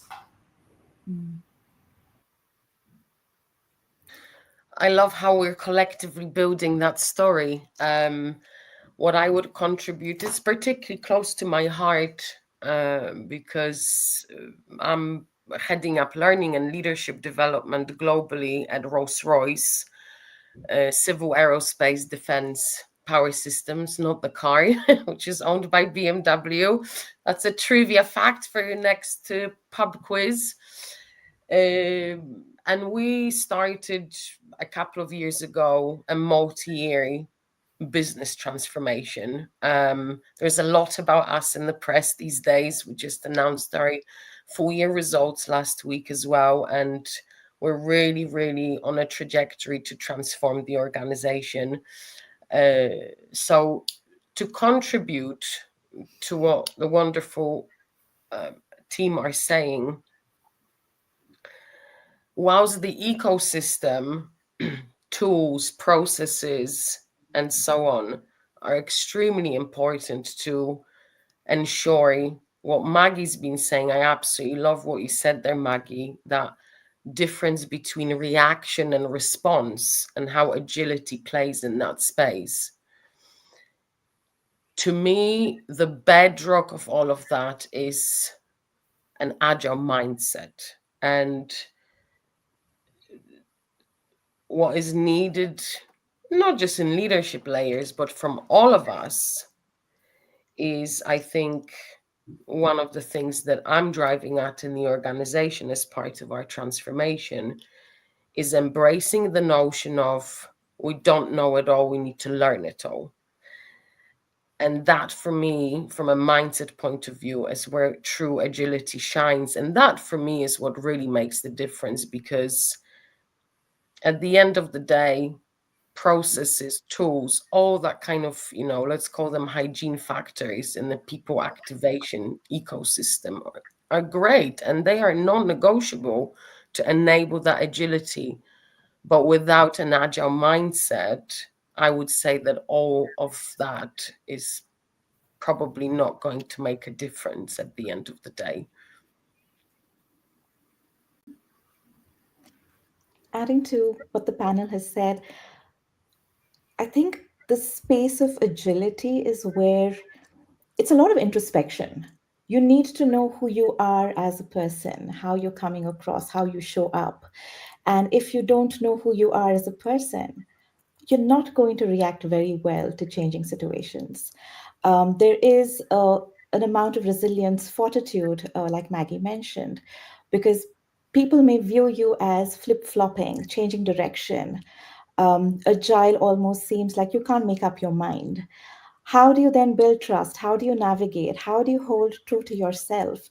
there is so much of introspection in this space, and leadership as a whole has a lot of introspection. But when you're in this space of constant change, how do you show up as a leader who's consistent despite all the decisions that you're making, which may appear random? So I think that's what keeps me very focused on this topic and have lots of conversations around this topic, because it shows how we appear to others and how others appear to us. I love where this conversation is going, and maybe we can take it one level deeper. I am drawn to uncertainty and change in our panel title. We used to refer to uncertainty and change as episodes, and then COVID came and life kept on happening, and then work kept on happening. And I don't want to go into reciting all the buzzwords and buzz expressions out there, like change is the only constant, and it's a VUCA world on steroids and whatnot. But I do believe that uncertainty and change is the new reality and is the new outline of our life, the new outline of our work. So back to something that you mentioned, Mary, about learning and development and capability development. How can we give direction? I think you all mentioned, fortitude about moving forward with direction and moving forward with purpose. So how can we combine this conversation? These conversations, I'm bad at math, when we are almost in a situation when we don't know what we don't know, or we don't know what we have to know, how we still keep direction and focus and commitment within leadership. And Mary, I will ask you to lead us into this slice of the conversation. Unpopular stance in my domain. However, my view is that the more personal agency you can create in the system, the better. What I mean by that is it is really important to help people within our organizations to see and really understand what our strategic northern stars are. And therefore, what we all need in terms of our skill set as our tools to be able to play the role that we have in our organizations to help fulfill that strategy, right? Preaching to the converted, I know. But then for me, there is that layer of treating people as adults, presenting them with options, and effectively you are in the driving seat and you make decisions what and when and how you need in order to continuously sharpen your tools as in your skill set to be able to contribute and create value in the organization. So the point for me here really is power to the people, not in an irresponsible way, giving people no direction whatsoever. And you know what? You're in it on your own. That's not what I'm saying. What I am saying is create a framework and conditions, but freedom within that framework and agency for all of us to be able to make choices every single day. I know what I need. I know what's expected of me day to day, and therefore I'm treated as a grown-up to make choices. How do I ensure that my skill set is at the heart of what I do in my company? Mm-hmm. I'd love to build on that. The concept of personal agency is right on. And I think that to get something, a couple of practical pieces around that for our audience here is, presumably, right, we've each built some leadership, trust, right, and all the things before we need to demonstrate our agility. So assuming we have followers, right, already. So since this is about leadership, I think that is one thing, that has to be present to start. And then there's actually, there's a book that I have read. It's called The Mentally Strong Leader. And there's one, sorry about that. Got phones ringing, apologies. There's one acronym in there that I really like, and it's actually called CALM. And so CALM, the first is candor. So express yourself with candor, communicate what you know, admit what you don't. A is anchoring, and this is actually my favorite one of these letters. Anchoring is key. So you need to express and highlight what isn't changing, right? Because so many of our organizations, our people, they need to understand what's happening, and being able to anchor to say, this is changing. We don't know what it looks like yet, but this is not. This is steady, right? So that reminder is helpful. And then the L is in this CALM acronym is called lighthousing, which means basically give the organization something to steer toward. So a common goal, maybe it's mission, it's objective, it's pillars, as Monroe said, something like that you're connecting and you're giving people the vision to go toward. And then the last item is monitoring. And I think this relates to something that Iresa said, is it's attitude, it's energy, right? It's how are you showing up and monitoring yourself as well as your organization around this sort of change mindset. How are we handling it? How are we showing up? How is it exhibiting itself and manifesting itself in us individually, and then as teams, and then maybe as departments, and then as the organization overall? So this is just one acronym that I really love, and I can put it in the chat, Manola, if that's helpful for you to share with others. Thank you so very much. I also saw supporting nodding on my screen. So CALM is a great acronym. Thank you. Tepsi, I see you unmuted. Yeah, I love the acronym CALM, and you recommended a book, and I was going to recommend a book as well, which is The Team of Teams by General Stanley. Such a fantastic book on agility and how you have to adapt to situations, learning from the field while looking at the military, and also bringing that back into organizations. And a couple of key things is moving away from leadership of control to leadership of influence, where you acknowledge that you don't have all the answers, and you are going to collaborate with everybody and find answers. The other is to be able to work with the teams, cross-collaborate, get ideas out from there rather than say, I'm the leader, I know everything. That's changed. So opening that up and losing control is key in the sense.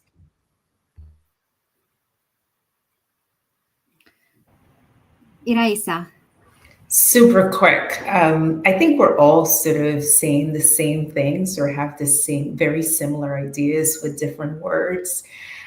Mary, you spoke about that freedom or that encouragement, which I totally agree with, is not to give carte blanche to folks to do whatever they want, but it is to create that environment of innovation, of curiosity, of development, of opportunity to try and fail, to try something, learn something, and reroute. That spirit of entrepreneurship, that spirit of let me bring something to the table that is different, that we have not explored in the past, and that is not going to be looked upon as a failure, or that I'm not going to be looked at in a weird way.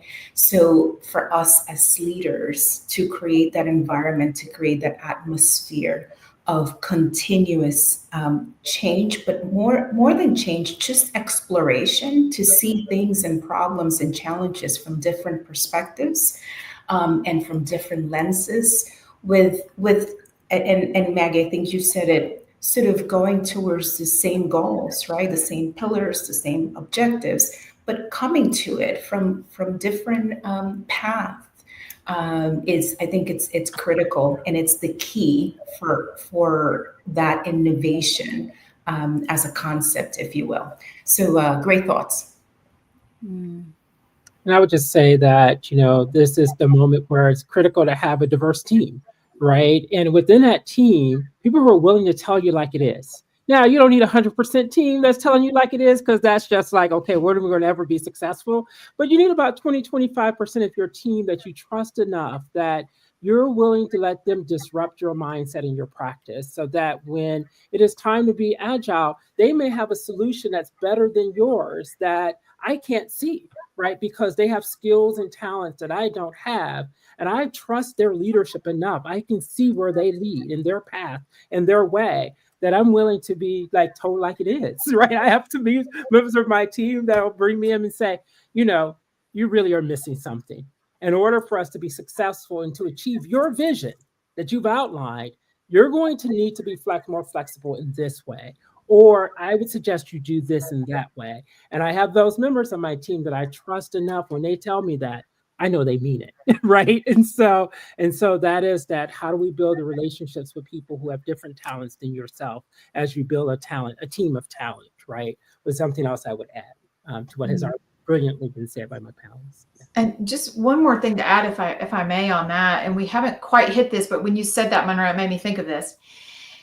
If that trust relationship is there with those team members who can give you that straight up feedback, it makes this process and the speed of agility faster, right? Which is so key for so many of us. And, you know, Mary's going through this big organizational change initiative, right? If we're not moving quickly, you know, deliberately, quickly, for sure, not just haphazard, but I think the timing of allowing that sort of, and I think there's a book, Speed of Agility. I haven't read it. I'm just saying the cadence of agility, I think, is also very important. Well, this is all music to my ears, because I'm often asked, you know, like, is there a piece of advice that you can give us so that we can lead and navigate change faster, more meaningfully? And one advice I keep telling people, and at first they look at me as if I was crazy, and they're probably right, is I tell them, be curious, not furious. And what that means is when you hear something, before you judge it, get genuinely curious about it. And one immediate effect is that I get to challenge them. Aren't we being a little bit maybe too generous and quick with slapping the resistance to change label to our people? And, you know, just whenever you ask, what do we need to change? Also ask, what do we need to preserve? And you might get incredible insights from that. Now, moving forward a little bit, and I don't know why I'm dropping quotes today, but I will preface the next question with one of my favorite quotes ever. Not Mike Tyson this time, but a guy called Oren Harari. And he said that the electric light did not come from the continuous improvement of candles. So why I am dropping this quote is because when we talk about adapting, innovating, and leading through change, there are a few things that I'm sure we all have seen. We want breakthroughs, but we only have appetite and tolerance for the cleanliness and predictability of continuous improvement. Yeah. Is it adapting, or is it continuous improvement, or is it innovation? What is it? So I would really love to take a few minutes and really talk about what is the genuine appetite of leaders for disruption. And when are we waiting for the electric light when we're only continuously improving the candles? And Depti, I see you smiling, so please, if you could lead us into this. That's such a brilliant quote, and also bringing this particular topic.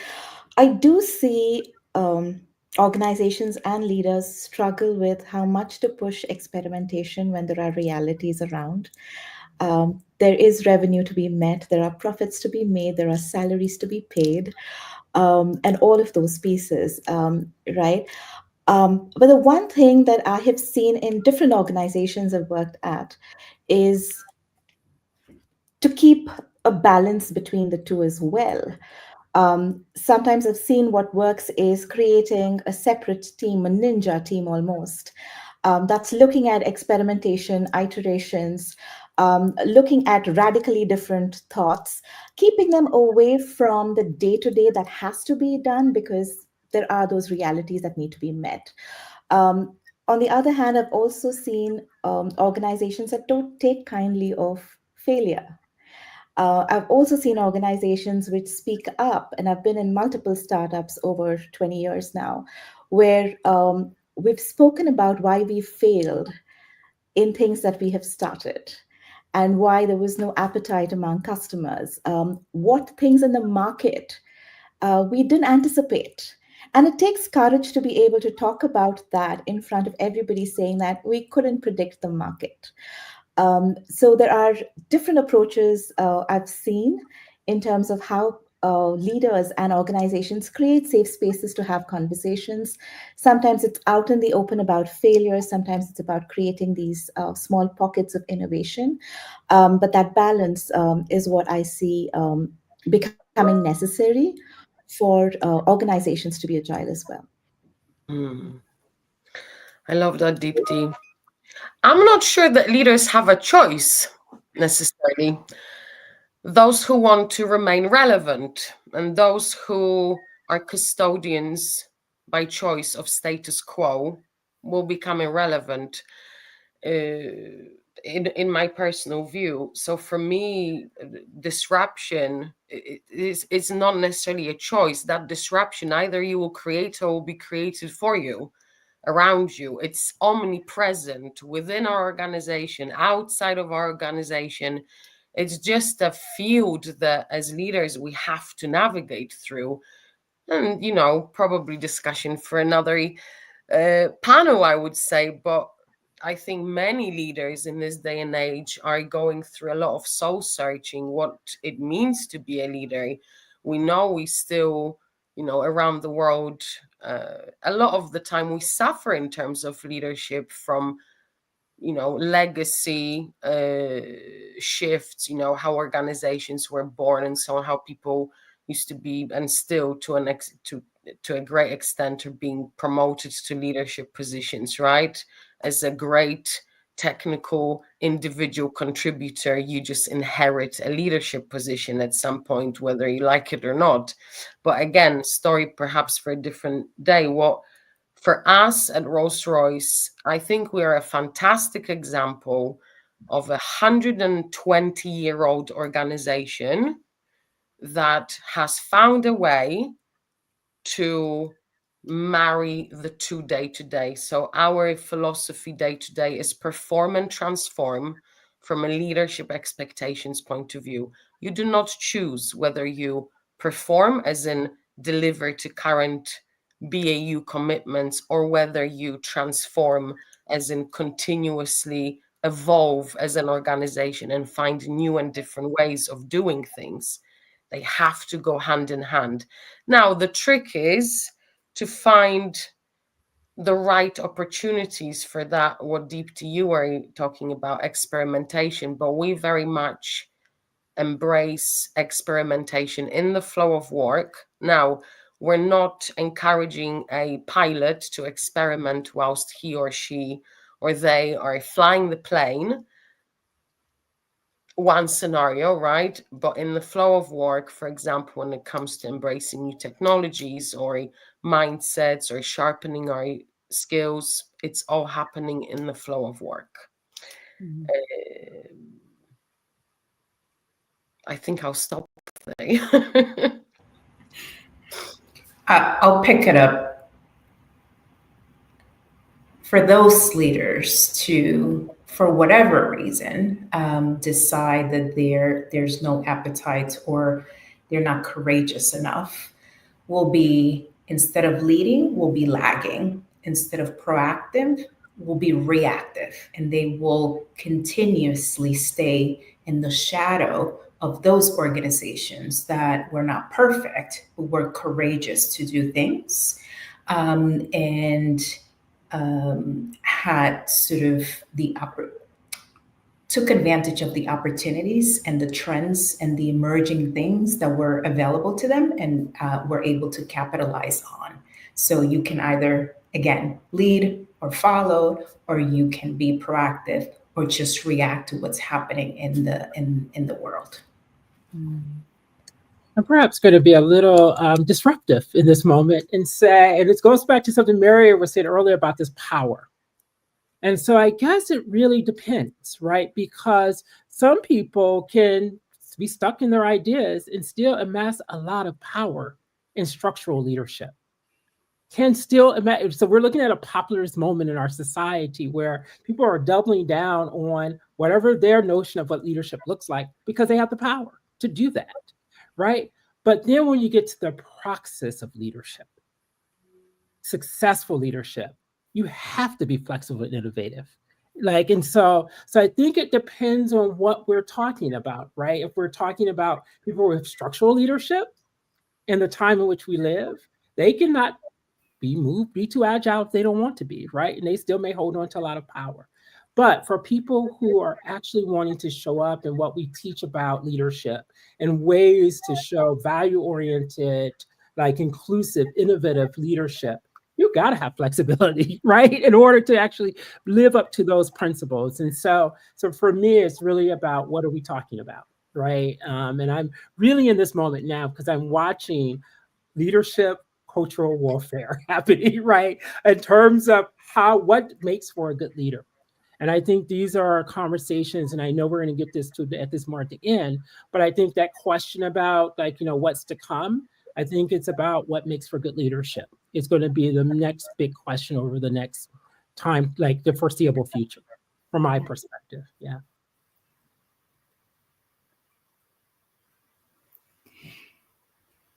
I am very sorry to announce that we are 4 minutes away from wrapping this conversation up, but I do know that these are recorded. So I have you all on tape nodding vigorously when Mary said that maybe this is another panel. So I will hold you to that promise.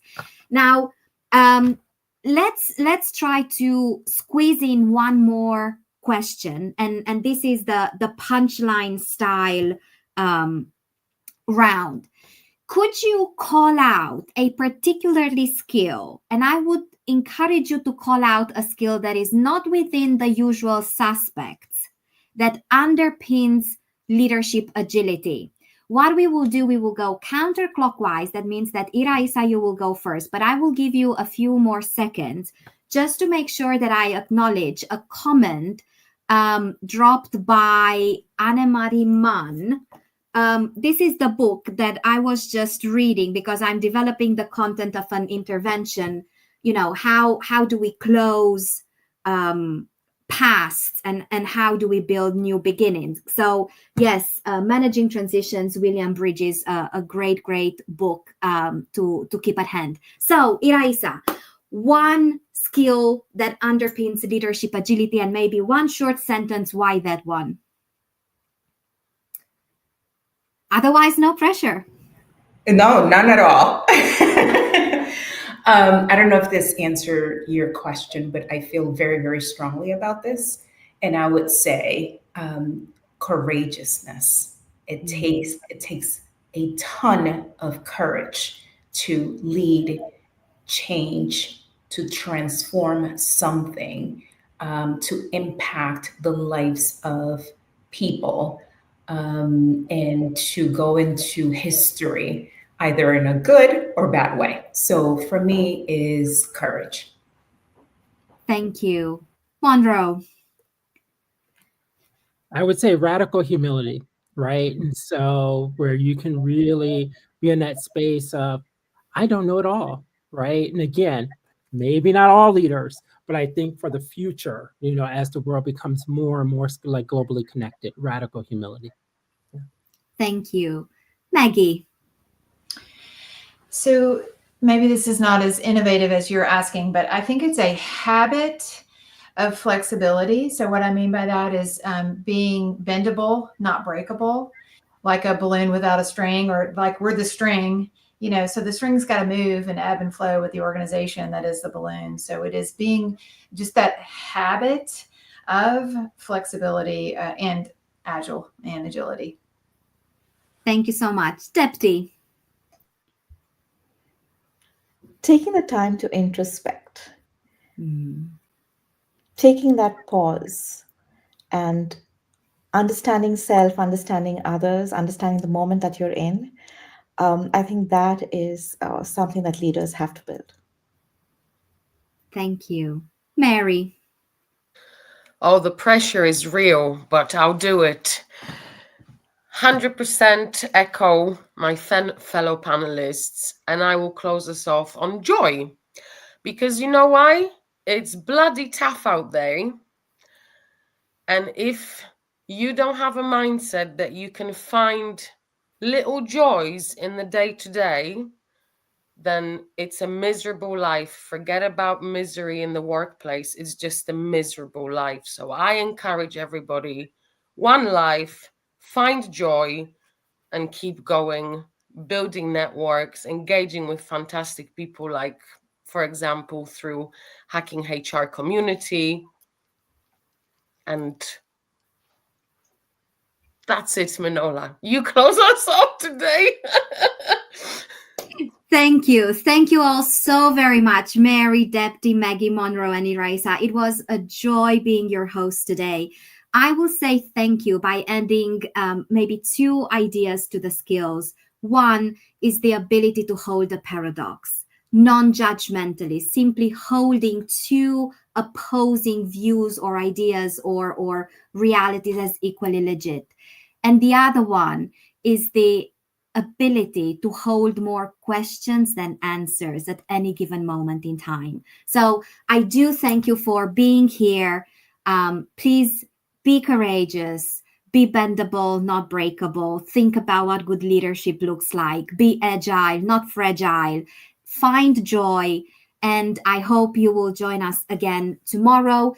If you enjoy what we are doing here, please also think of all the people who make this happen logistically and technically, and they take super good care of us. Our hero today is Jessa, but there are so many other amazing people in the Hacking HR team. So please do make sure that you say a big thank you if you find any inspiration and joy in our conversations. Take care, enjoy everything, and I will see you again soon. Thank you. Thank you, Manola. You've been brilliant as always. Thank you. Thank you so much. Thank you, everybody. Ciao, everyone. Take good care.